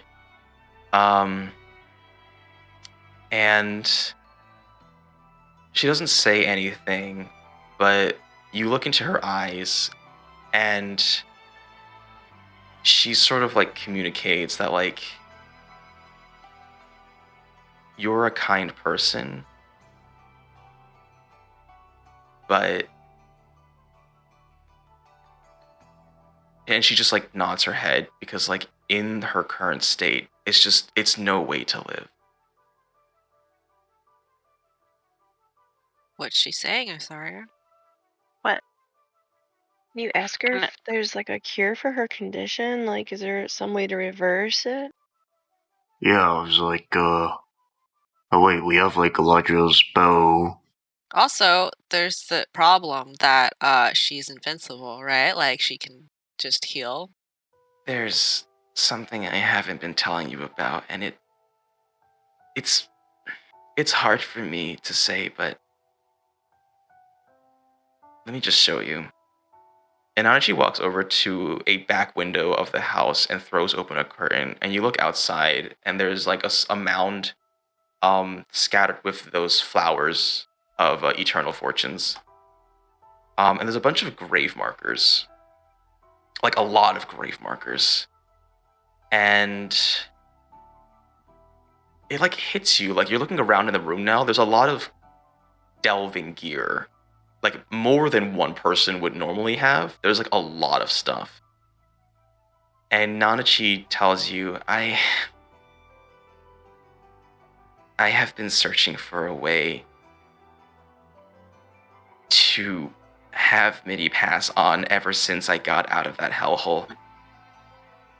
Flinty, it's as you say, nothing works, and whatever I try, I just end up hurting her.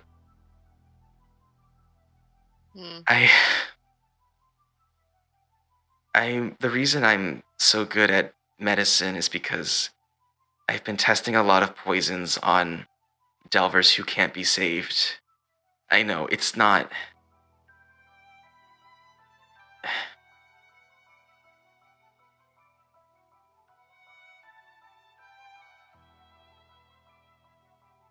See, the thing about... Okay, I'll resolve that in a second, Odin. You got me, like... You broke me out of my, I'll get to that in a moment. But go ahead and whisper to me, sleight of hand.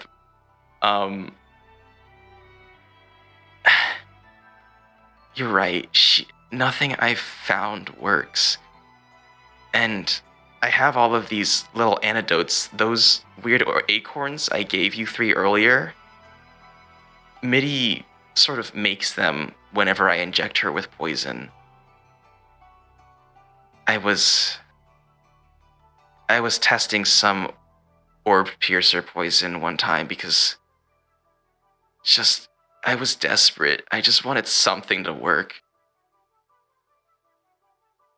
Well, if she makes the antidote, then she's helping us out. Do we really need to? But she's in pain. I like what you're thinking, Galadriel. I like it. Shut up, Flinty. You can see it. She doesn't want this. Well, how did she lose her eye again? Oh, Druid. That was the thing I was thinking about because you, Isarya, and Ganondorf, I've seen you do some stuff with fire. I was wondering if you could, like, compress it or something and just...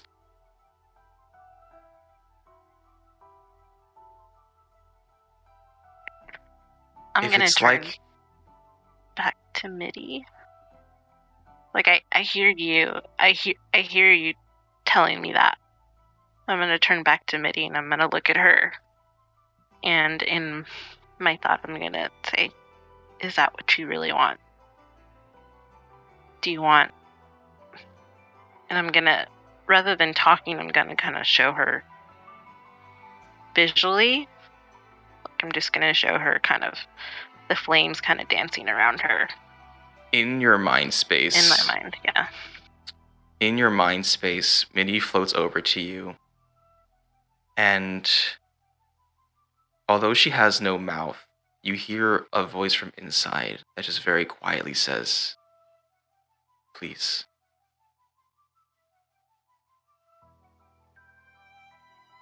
He said yes, guys. She wants it done.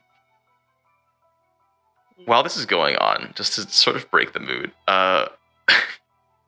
Odin walks over to Minnie and you see him uncork a bottle of his special sauce and start like tipping it in Minnie's direction. Pick a midi. Wait a It'll- minute. It'll either fix her or not fix her. Oh my god. It's okay. I've had some of that before. Good times. Okay. You might want to hide though. Like everyone get behind something. Just in case. Roll a D100.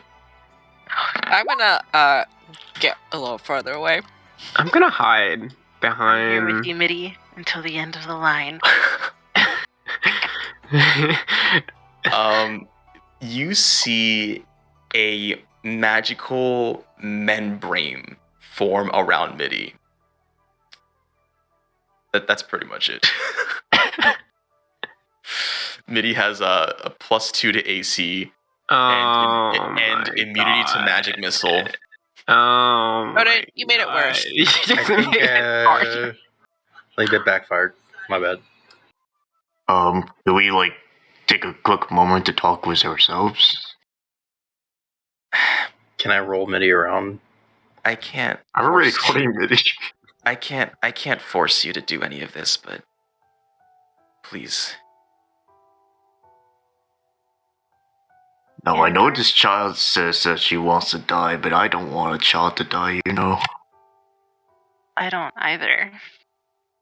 I mean, But if Galadriel...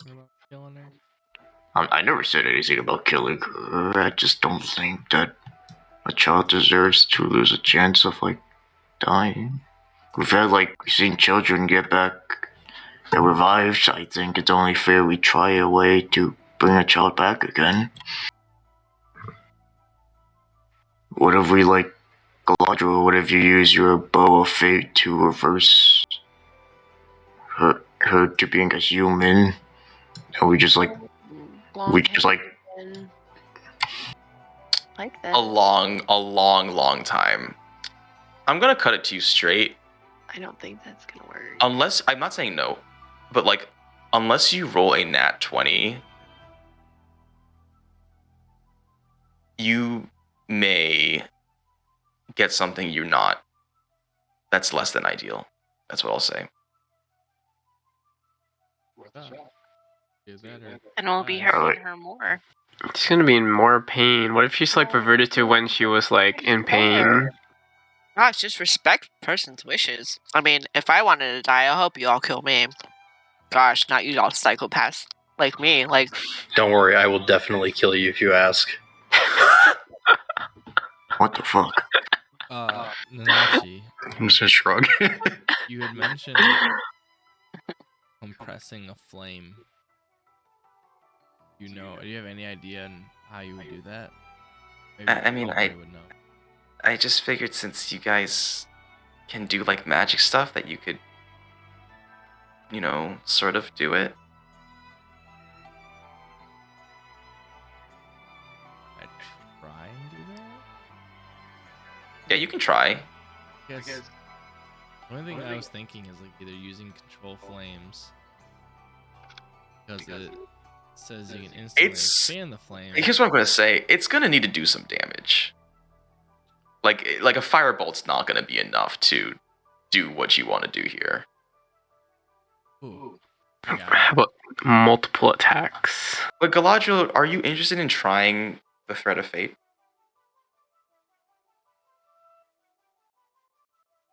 I like to take a vote.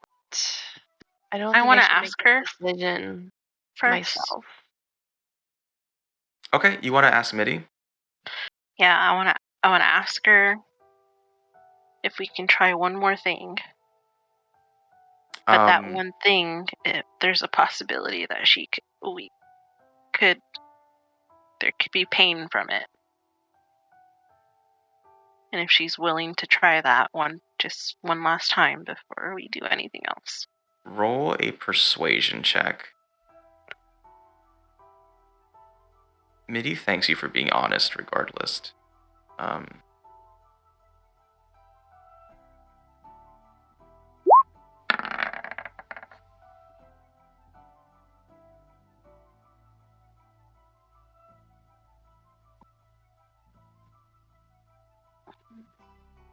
Mitty gives you a look as if to say, please don't send me back to that time of pain.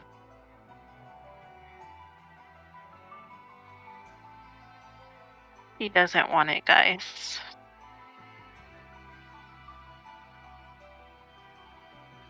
how heavy is Mitty? Can we take her with us? Not very. She's big, but she's not dense, if that makes any sense.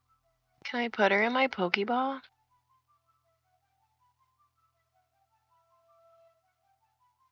What is your plan? I don't know. Is there a way Convenient that storage. like reverse her condition somehow? I'm If wondering we if can- she'll revert once we go back up to the surface. That's up for Yeah. you guys to decide what you want to do, but I thought I think just sort of like in They response to just like sort of in response to all of this, like once the abyss takes something, it doesn't give it back. Yeah, that's what I was thinking. Like, because she took like the full, or like, she took the full force of it. She Like- took double. Yeah. double, Like, yeah. she's not gonna be able to go back above the abyss, guys. And if this is really what she wants, we should probably just do it. Yeah, I don't think we have enough firepower right now. Do we? I think we should try the thread. She didn't want that. No. He doesn't Like- want it. Yeah. I still think we should try it. Like, think about like what could happen though. Our goal is to to make it so that she's reverted back to her original position. But if we get if it doesn't work out, aka a bad, then Yeah, but if like it'll cause her even more pain because she could be, like, what if it reverts her back to that exact time where she got like tortured, or like Yeah, Would- or the exact time where she got forced to become this. hear me out though. She's basically invincible, right? If we try to roll her back and it doesn't work out, if she gets into a like mid stage, there's a possibility she won't be indestructible at that point, and we can just end the suffering there. But she's not indestructible to fire though. Yeah, and I also Very will say, particular fire. I will say, Isarya and Ganondorf, you guys have enough knowledge of your magic that, like, you could probably, like, shrink down a fireball into just, like, a single blast. I think, Isarya, with your, like, weird dragon heart essence, like, you feel like you can do this. Guys, I have firepower too. You do? Yeah. Yeah, me too. A couple of sources. I'm gonna roll up my sleeves. I have oh wait, I don't know why I did that. I can conjure one of these bad boys, and also I can also use evolution to make any of my creatures' attacks fire damage. That's true. I mean, if you want to get personal with it. Well, you know, I can make her laugh all the way to the grave. Yep. It won't hurt. It won't. She'll be happy. That's my contribution. But I want to leave out the room. I don't want to see you guys kill a child. Well, once was a child. It sounds like the majority is going to move forward with this. Yep. Doesn't bother me at all. Okay. Thank you. Nanachi takes you all to this tombstone area, and Nanachi lays out like a blanket, and sort of there's like a lot of stuffed animals where Midi was, and Nanachi takes one and sort of like leads Midi with the stuffed animal to this blanket, and over the next 20 or so minutes, just transfers like all of these plush toys and like little things that Midi liked onto this almost like a funeral pyre thing, but not really. And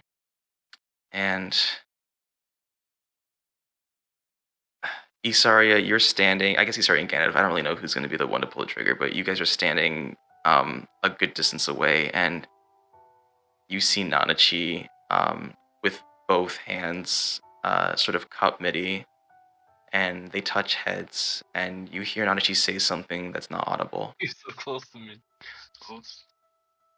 And Nanachi stands up and walks towards you. And you look at Nanachi, who nods their head. They nod their head. What do you do? I cast hideous laughter on Midi. Okay. Midi, you start hearing, what do cats sound like when they laugh?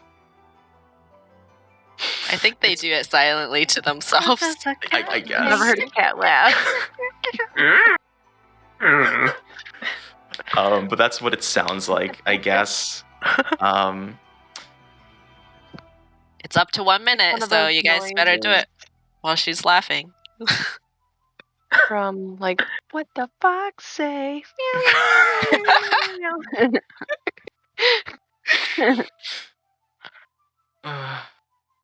Before I do anything, I'm gonna just reach out to her again, telepathically, and be like,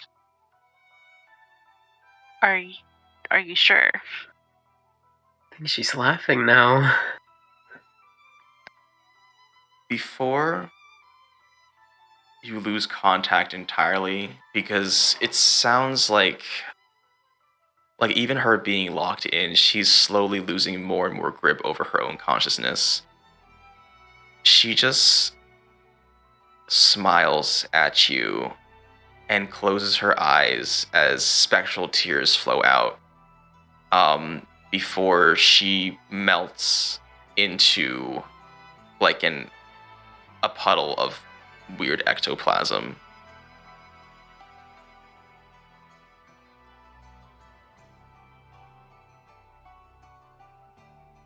Okay. Alright, guys, do it. Wow, she's still laughing. Isarya. I have a scroll of Scorching Ray. It's totally up to you. Yeah, I mean, if you two want to coordinate something, you totally can as well. I don't really want to drop a fireball and destroy Nanachi's. But You can shrink down the fireball, right? For You flavor, can we say it's condensed? Yeah, you can totally say this. It would be kind of crappy if you rolled poorly and it's like, oh, try that again. You know. Try harder. But you can use your scroll of Scorching Ray if you want. Isarya, do you contribute? Ganondorf unfurls his scroll, and you watch as like a sort of fireball, for lack of a better word, sort of like project upwards and just hover, ready to receive directions. Yeah, I will contribute. I will condense my fireball, and I'm gonna cast it at 5th level to increase damage. You raise your hand to this fireball, and all of you watch as it like grows like a star expanding. And then Isarya, using your mastery over elemental magic and your innate connection with fire, you compress the heat as the color switches from this yellow to then this like blue and then almost a blinding white flame. That's about the size of a tennis ball.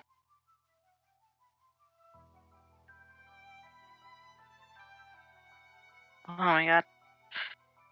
I would just be like tearing up because I don't really want to do it, but I'd respect her wishes.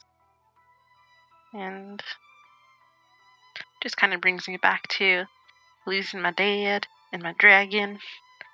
And not fun.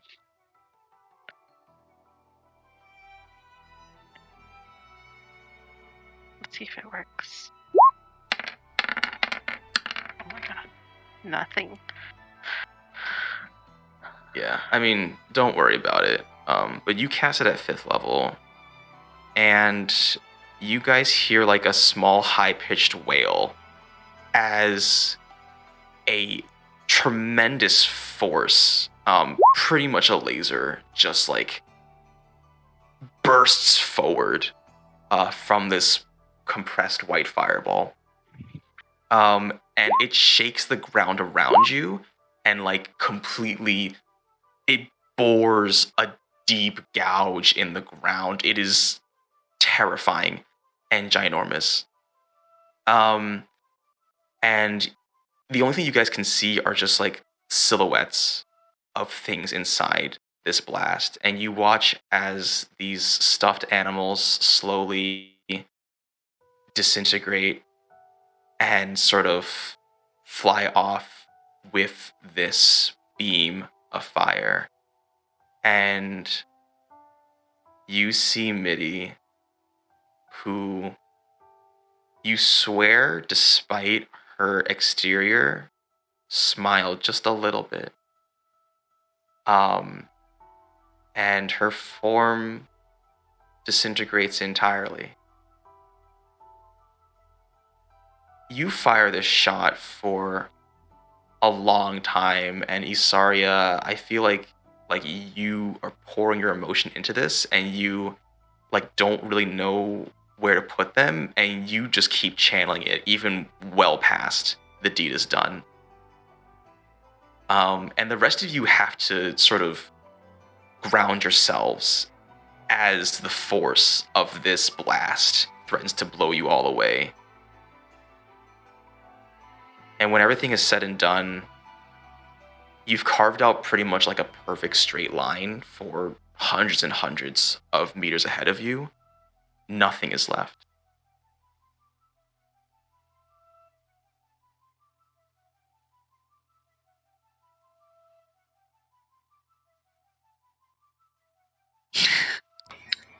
I'll put my hand on Isarya and be like, you did good. You know, if you guys want to laugh, I can help you. I'm proud of you. I just went to check on Anachi. Nanachi drops to their knees and starts wailing. I'm gonna comfort them.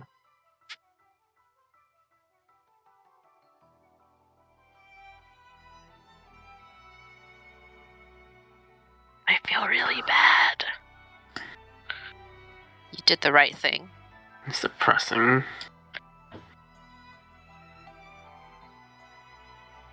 You guys are there for a while, and I mean, I feel really bad ending it here, but this is a really good stopping point. No. No. I mean, do you guys want to keep going? I'm cool with Yes. keeping going. Okay, because I mean, I don't really know if there's like a happy stopping point for a while, so we thank you guys for. Thank you. And we take a zoom out as Nanachi packs their things and says goodbye to the home that they and Mitty have known for so long. Now, just tangibly empty, without the presence of Mitty. And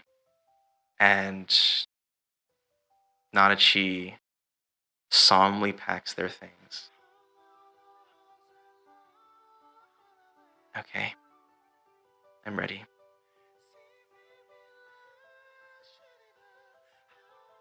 So what are you gonna do when we see Bodrude again? We might have to fight him. We're gonna fucking kill him. Yeah, kill him. For, every child and Joel. I still don't know who Joel is, so...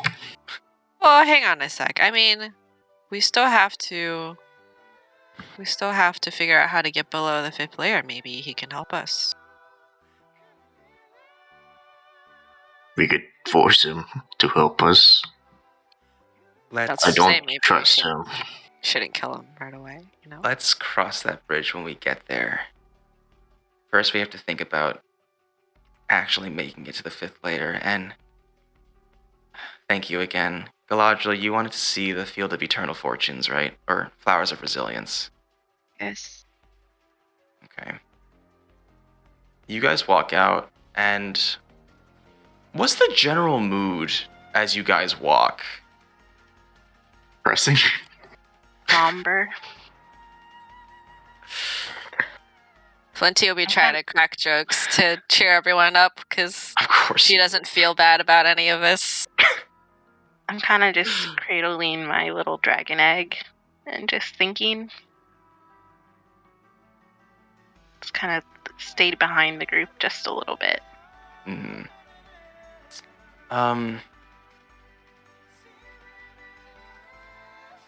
Okay, I'm getting the next thing set up. You guys are walking and just, I guess, sort of in stark contrast to what you had to do is like you're just taking in the scenery around you, right? And everywhere you go is just like overgrown. Yeah, go for it. It's just overgrown, like these huge fields of flowers, and eventually you make it. This is not the place, but yeah, I'll get that in a moment. Eventually, you make it to this vast, broad, sweeping garden, Galadriel. And Nanachi's is like, "We're here. It's I would come here a lot. It's breathtaking. It's just like the sky is a bright blue. It's super idyllic. Like there's some mushrooms, but they don't obscure the sky, and it's just a bright blue, beautiful day. A gentle breeze blows against you. You sort of watch as these flowers sway in the wind. Can I have all of you roll a perception check?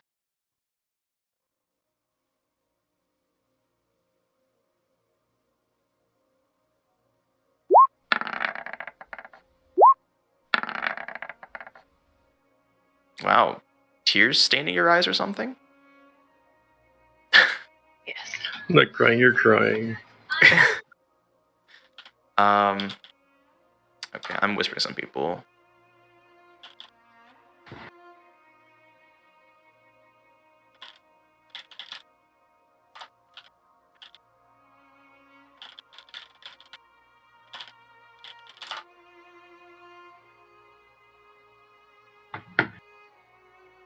Oh, you also get something else.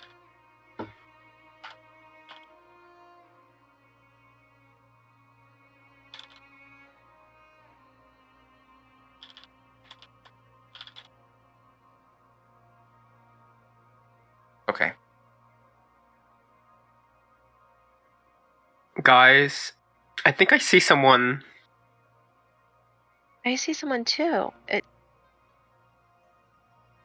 like I a think- figure. I think it might be an Umber Hand. You're right. It does look like that. What? I also see bodies on the ground. How do you know what an Umberhand looks like? Not that she's described them to you at this point, Oh, but okay. yeah. Sure enough, you look forward, and standing sort of hidden is a single Umber Hand facing away from you. Oh, Nanachi's also here. What are they doing up here?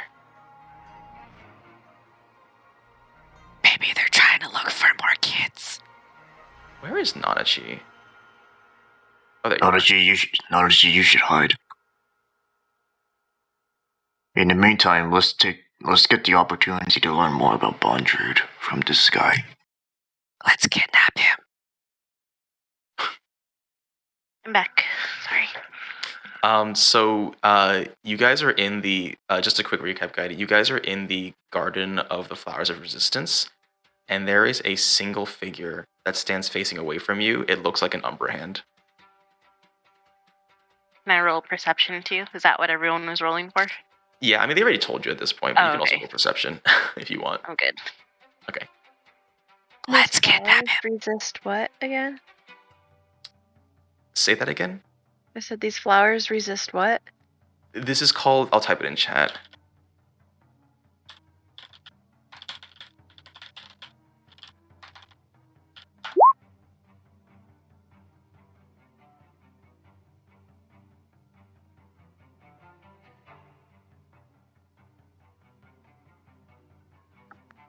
I'm just gonna sneak up behind him. I mean, he's out here alone. He's probably dumb, right? Can you guys like charm him or something? Sounds like Really it looks sneaky. like a setup to me. Or something. Something's not right. I'm gonna say, unless you're all sneaking by. Wheelie, are you going by yourself? Yeah. Okay, go ahead and roll a stealth check. I guess with like your triple advantage or whatever the heck it is. Okay. Wheelie, as you get closer, you get a better picture of this guy. So he's like walking around, and occasionally you see him hold up some fingers to like his head and say some things. And beyond you, you can see actually some dead bodies littering the ground. They look strangely similar, like the remember when you Ganondorf and Galadriel went on that side quest? Oh, the Lucas. You found that the locust guy. The state of these bodies looks kind of like that. Can I take the time to disguise myself as one of the Umber Hands? Sure. You've never seen one, so So I guess like maybe just similar like him, but with a different helmet. okay, yeah, that works. Do you pop out of stealth? Wait, where did Yeah. Wheelie go? Where did Ah, Willie go? fuck! Not again. I Okay, do you so have any wheels of steel? Oh my gosh. This Umber Hand really quickly whips around and gets really close to you and just goes like, I also want to say, at this point, have you guys hid at all? Because now he's going to be facing in all of your directions. Definitely not me. Nope. Yeah. I would have. Nope. I was hiding. I was If you hid, concentrating on where the fuck Wheelie went. If you hid, go ahead and roll stealth. Otherwise, just don't do that, I guess. Oh, Wow. I Okay, nat 20. I don't know. What do? Do you dig a hole in the ground and jump into it? Hide behind the mushrooms. I hide behind. Yeah. Hide behind us. Yeah, you hide behind one of the Oh, mushrooms. I can be. I'm gonna hide behind Odin because I can. You align yourself so you're just the width of one of his legs. I guess I'm gonna hide behind Odin too. Well, you are a lot more noticeable than I know. I know. That's the point. Yeah. And like Wheelie, he gets really in your face and just goes and just shh. Hey. And he sort of walks past you and he like kind of motions for you to follow him and he walks up to the group and he just Nanachi readies their bow. But this guy walks up to you. He doesn't seem to be making any hostile action, but he's just going like shh. Fuck. And he points towards these massive flowers, and now all of you guys are aware of these bodies, and you see them move, and they're like laughing. But their eye sockets have been hollowed out. Their skin is super dry. And this Umbra hand points to one of the nearby flowers, and you look closer. It's not a flower. It's like an insect. And you're like, what is this? And you look up, and you are now extremely aware of like all of these weird-looking bugs that have been hiding and infesting this. And this guy, you hear him. He touches the side of his helmet and presses in, and you hear him speak. Udin, or actually, I can just turn on the little filter really quick. Udin, are you there? Is your group able to make it back? I think Udin is dead. That is most regrettable.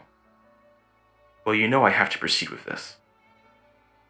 Yes, of course. I will pass on your last words to your family. And you see this guy, so he's huge. And he's got like a huge cloak covering his back. And you see him reach under it, and you hear some pieces move in. And he pulls out like a flamethrower. And he turns around and says, you all might want to stand back. This entire area has been laid with flammable liquid. Okay. Stand back. And Galadriel, you watch as this majestic place, the place where, I mean, from what you've heard, Adriana used to frequent so often, goes up in flames. And all of you hear a ratchet buzzing sound as hundreds of these insects fly up and out. You see the flame catch onto them and burn their wings as they fall. And this once serene garden has been transformed into a hellscape of fire.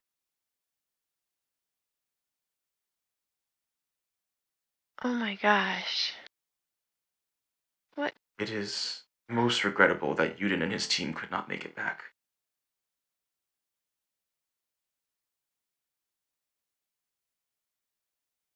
Hi. Udin is actually dead. I don't seem to recognize you, but regardless, I'm glad that you are alive and well. We've lost a good deal of Umbra hands in this operation. Apologies, I have not introduced myself, but my name is Spec. I am an Umbrahand. And from what I understand, you are Ballers and Bagpipes? How did you know? Bondrewd has been expecting you. Oh, wow. Powerful guy. Now, you saw those insects. Unfortunately, those were amaranthine deceptors. They are indigenous to the 6th layer and should be isolated there. Although it seems recently they found their ways to higher levels and have started investing other locations. It is most regrettable, but we had to stem this infestation as much as we can. It's a shame we had to get rid of this garden. Next time, put some more bug spray on the garden then to preserve it. He did use bug spray, just this flammable kind. Worked pretty well, I'd say. I think it's a very extreme method.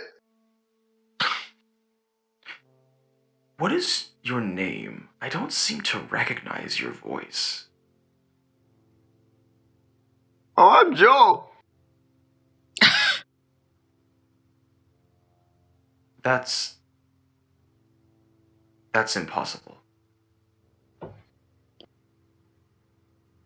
It's one of the few upper hands who hasn't died yet when coming down. Oh, so you actually roll a deception check, I guess.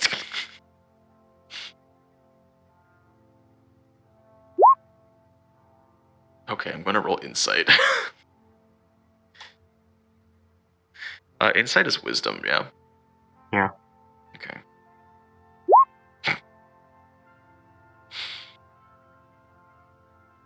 Joel passed away some years ago.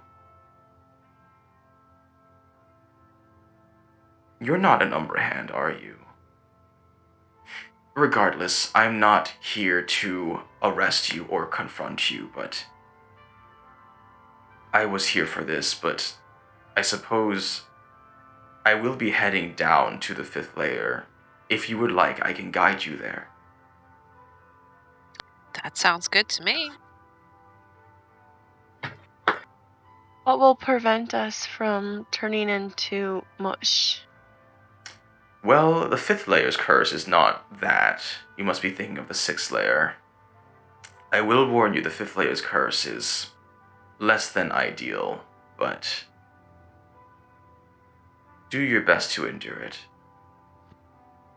And he starts to leave, and I mean, you guys didn't fight him, so there's not going to be an encounter. But he gets a good distance ahead, and Nana, she whispers to you,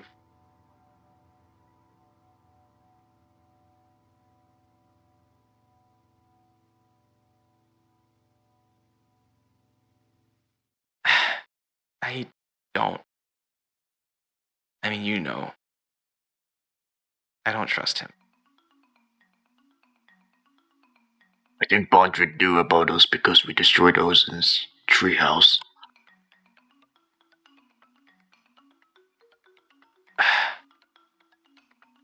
It's probably like, I mean, if we defeated a White Whistle, I think he's gonna be more on guard with us.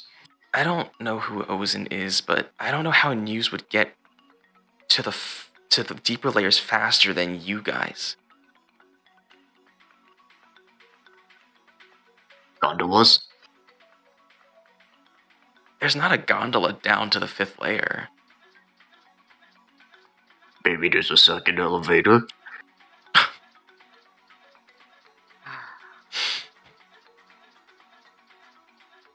I say we follow him.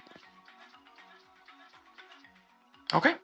He hasn't killed us yet, and he knows all about us, so, I mean, I'm sure if he wants us dead, we would be. I'm gonna refill my water skins in this stream right here. Absolutely. It's Same. clean. It's kind of hot though, but it's clean. And you guys are led through sort of a narrow cavern. Thankfully, not much altitude changes happens.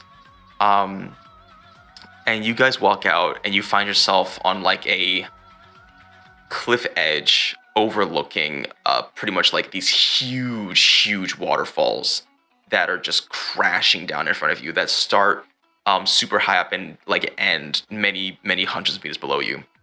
And there doesn't seem to be like a clear way to progress. But you see this Umbra hand look at his watch and say, "It'll just." How did you know we were coming? Well, I'm just gonna blurt it out. I was informed by Bondred. How did he know we were coming? To be honest with you, I am not quite sure. He is an enigma, I would say. He has his ways. I'm gonna stare at Nanachi, and I'm gonna use my ring on her. And in my head, I'm gonna look at her and be like, "Are you still working with him?" No. I don't.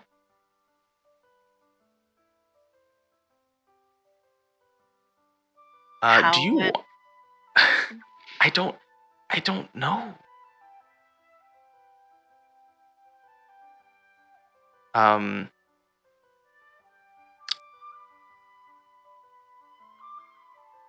Isarya, Yes. go ahead and roll an Arcana check. Oh, no.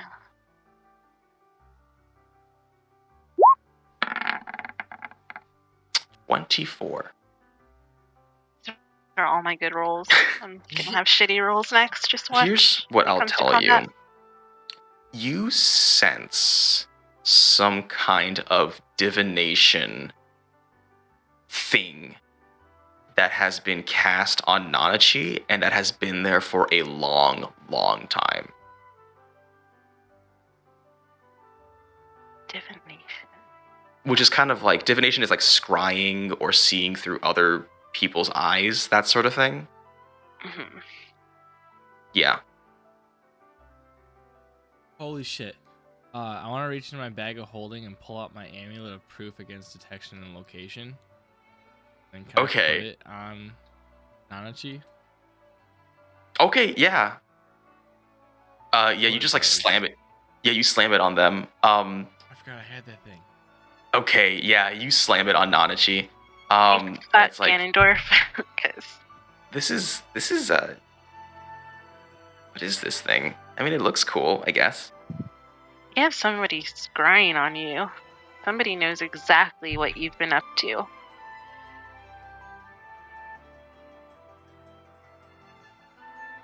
Nanachi is speechless. Nanachi? Nanachi is speechless. Yes. Oh, I had a question for her. Oh. Yeah? If you were such an asset to Bondrewd, why would he let you go?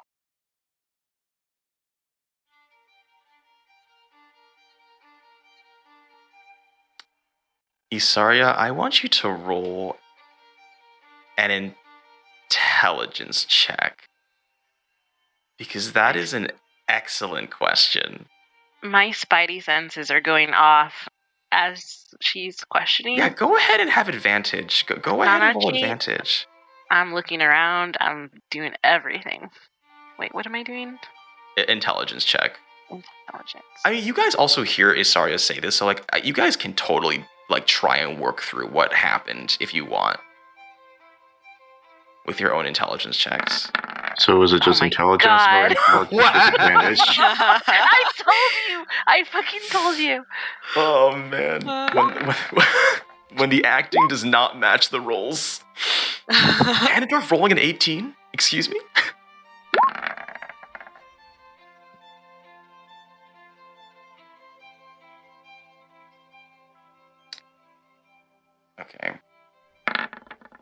It's not a save, it's a check, but I mean... it fits the bill still. Stupid. Oh. So... Wait, how do I have +2? Probably from something. I think Odin's standing in the corner picking his All nose, right. completely clueless as to what's happening right now. Here's what I'll say. Ganondorf, with an intelligence check of 18, I mean, I don't think that, like, reveals Bondru's entire plan, but clearly something is up, and this White Whistle, whatever you thought of him before, is a lot smarter than what you may have anticipated. Like, this is a guy who has multiple contingencies, multiple plans, super manipulative. Like, he's the kind of guy that would let you think you got away to advance his purposes. I like this Bondruid guy. I want. No. He's killing children. Listen, he might know how to get to the 6th layer. We need him. He's And he killing said children. to save the world. Like, we've been through this. This is what I would do to save the We world. I would practically kill it. delivered her back to him, though. That's true. Nanachi can stay behind, but I want to No. keep on with this guy.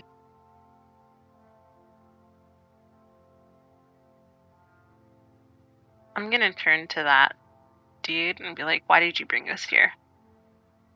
What does he want with us? Well, this may seem... Oh, sorry, voice changer. This may seem like a dead end, but just give it roughly 47 seconds. No, I want to know. I want to know now. Nanachi goes up to you and says, he's telling the truth. Just watch. The firmaments are about to appear. My hand out on the dagger. 42! 38! 36! And as you guys hear some rumbling, and you see, like, the waterfalls begin to freeze, and you hear a rumbling as large pillars of ice begin jutting up from the deeps, forming these sort of awkward staircase platform things, all the way down to presumably the 5th layer. There's our ride. Let's go. Watch your step, everyone. It is ice. It is quite slippery.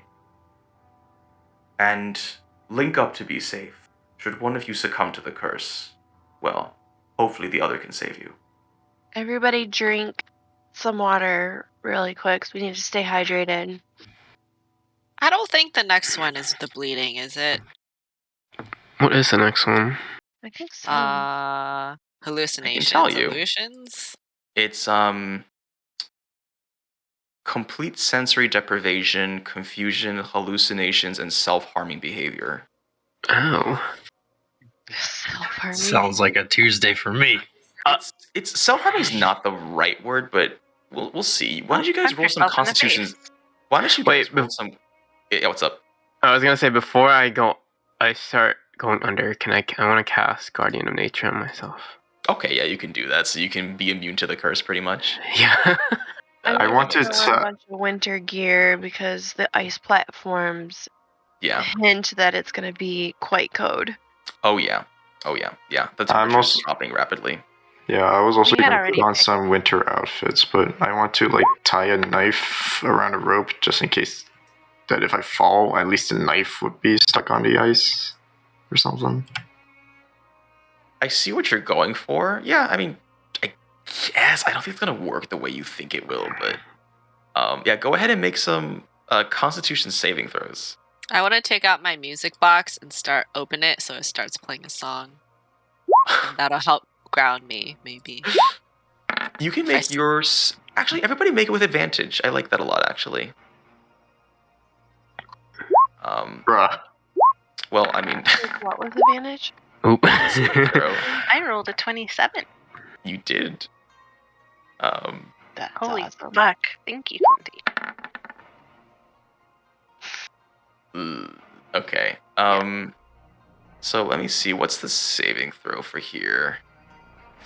All right, the saving throw is 17. So Wheelie, Wheelie, Flinty, Galadriel fail. Let me change the music because the scenery is about to change. You guys are walking along this ice path. His name is Jarius, not Wheelie. Oh, I see. You guys are walking on the ice path with Flinty's little music box. Right? What is the song? Frosty the Snowman. Of course it is.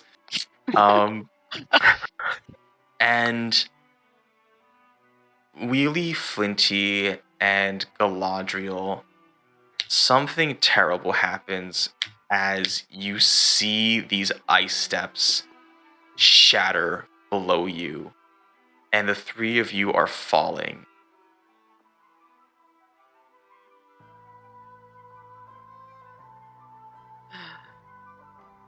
They're falling. Do we see we them? see them falling? Yeah, so Yeah. you guys don't see them. Do we see them like do anything as a reaction to them? Galadriel, Wheelie, Flinty, what do you guys do? We just are screaming. Yeah. Help! I dropped my music box. Just like I'm gonna playing Frosty throw the Snowman. my grappling hook and try to like. You pull out your grappling hook, and you don't know why, but you point it towards your mouth and you shoot it, and you feel a sharp pain shoot through your cheeks. And like Wheelie and Flinty, there's just like random cuts appearing on your body. But you just like, you don't feel any of it. It's just like happening, and you're like, what's going on? Like you're screaming, but like you don't feel anything. In the real world, you guys watch as all three of them sort of just collapse, and Galadriel lands like headlong through a small spike that was sticking out of the ground, that represented this like pain that shot through your jaw. And Wheelie, there's a deep gash that appeared on your arm, and you guys look at Wheelie, and he's just like smashing his hand against a stair. Holy shit. And like with with Flinty, like she fell headfirst onto a sharp edge and is bleeding profusely. What do you do? Hey, well, someone has to wake them up. Fuck? Are I'm gonna go ahead and I'm going to like to try and use my rope to tie up Wheelie. Yeah. Also, all three of you take 21 force damage. nice. Fuck. God. Dang. Yeah. I mean, you grab onto them. Are they They're together at the bottom. They're not at the bottom. You're proceeding down the path, but basically this is that self-harming behavior because they can't feel anything, and because they're freaking out in their hallucination, their bodies just like fling themselves full force at the environment.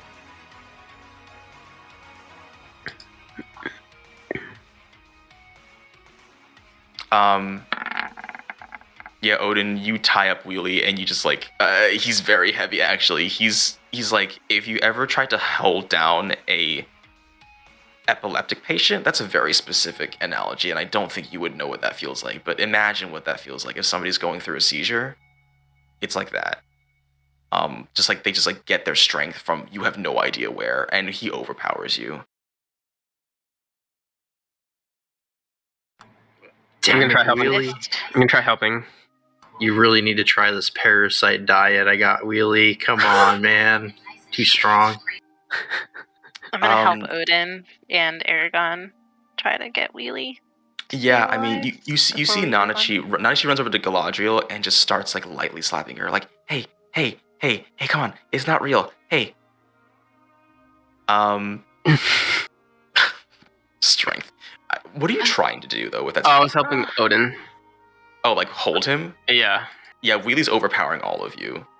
Cough. Can I do dispel magic on them? Is it You can magical? try. You can try. Okay, let's see.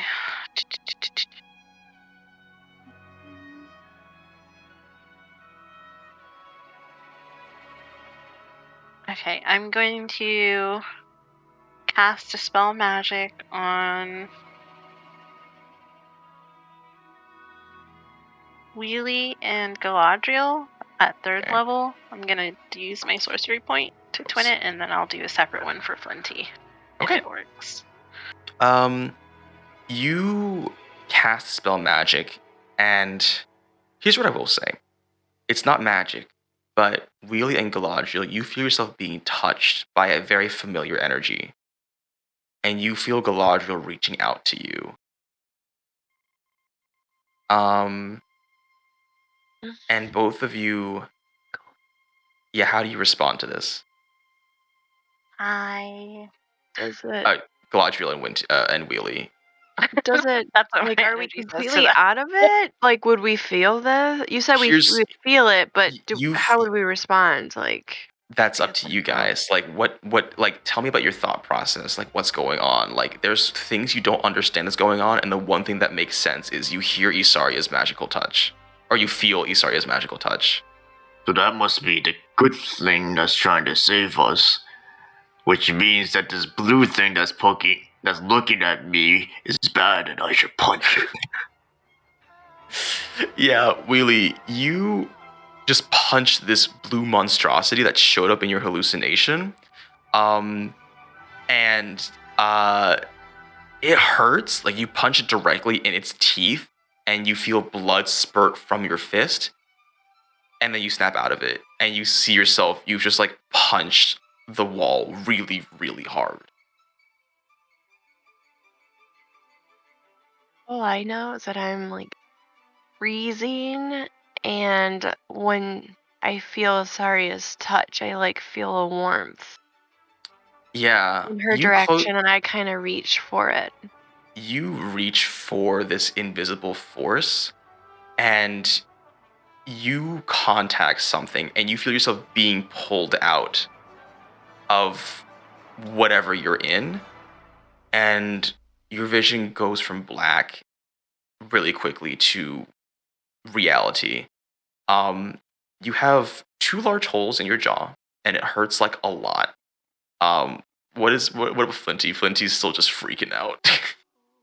I would Flinty, meet the blue monster. What? Yeah, I forgot Isarya casted it on Flinty when she saw it worked. Yeah, Flinty, you feel, what do you do?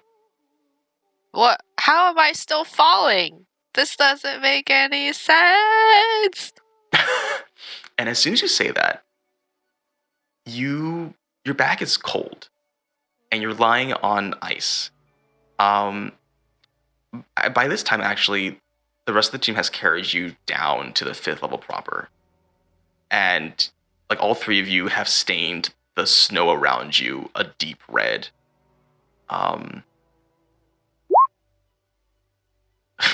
Okay, Ganondorf. Ever the helper here with his prestidigitation. The Umber Hand turns to you and says, "Are you alright?" Ow. We should get those wounds stitched up before they become infected.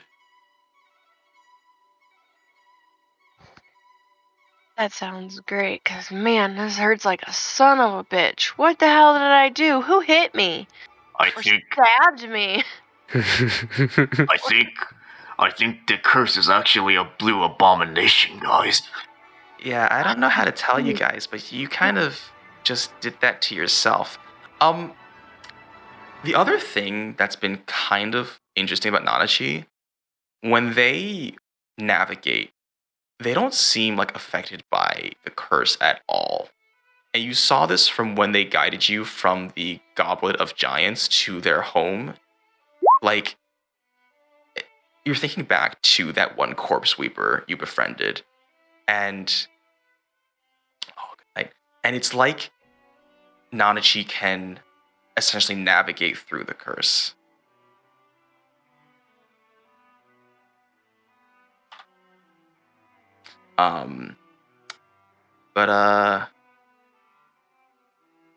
Yeah, you guys are in 5th layer proper.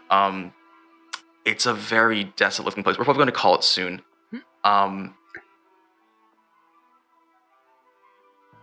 You guys take some time to recover, lick your wounds. If you want, you can go ahead and take a short rest. Nanachi and the Umbra Hand will keep guard and make sure nothing crazy walks your way. But the Umbra Hand does say, "We have noticed some strange activity with the wildlife. They've become more aggressive. Be on your guard."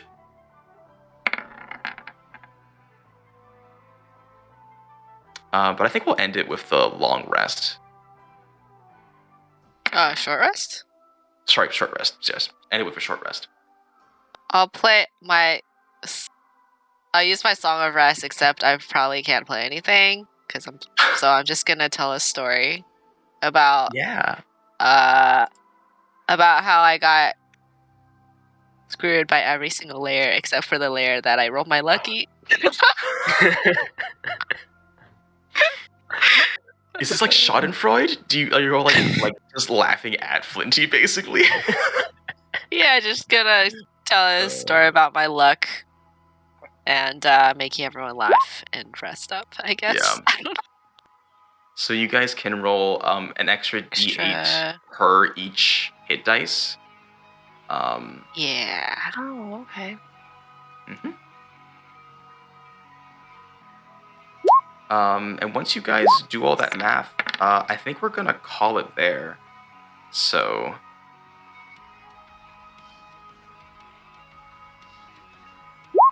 Oh man, got 2 luck. Those was my rolls. Why can't I Really roll rolling them when it Constitution matters, huh? Like,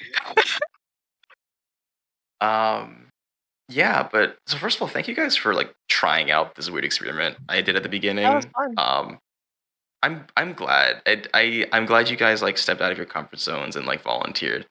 I know it's weird when you play a character that's literally not you physically, like especially because they're children, and it's like, okay, this is weird. But thank you for being flexible, and maybe we'll do something similar if there's like a lot of exposition that needs to happen, just because I don't want to monologue for like 20 minutes and you guys just listen to me. I mean, to be fair, I think it's probably, a good thing for us to take some burden, instead of you pretending you're 17 people, we can just each do 2 or whatever, yeah, I can play all the mean characters. It's totally cool. It's just so natural. I know. You were very good, Grelid. Yeah. I mean, I guess other than that, like, I know. So enjoy your holiday with family or friends. Next week, I guess. Oh yeah, I wanted to know, like, it can be like on a different day. I just don't know if you guys would be up for that or what. I can put the vote up again. Yeah, let me put the vote up again. Thursday works for me. Okay. When is the what's it called? When is New Year's? Friday. What day is that? Saturday. New Year's. The actual New Year's is Saturday. Friday, but New Year's Eve is Friday. Yeah. Okay. Friday, Saturday. New Year's Eve. Yes. So Friday night's probably no good, but I think Saturday would be good for us at least. Saturday night. Eternity, did you really update? Did you add MIDI to Isarya's kill count? That's what I was Is that what that is? Jarius did that, but yes, we were counting that. The kill was the kill. That's what I was laughing at. You guys are awful. Okay, where is this poll? Oh, there it is. I'm just gonna copy this. Okay, yeah.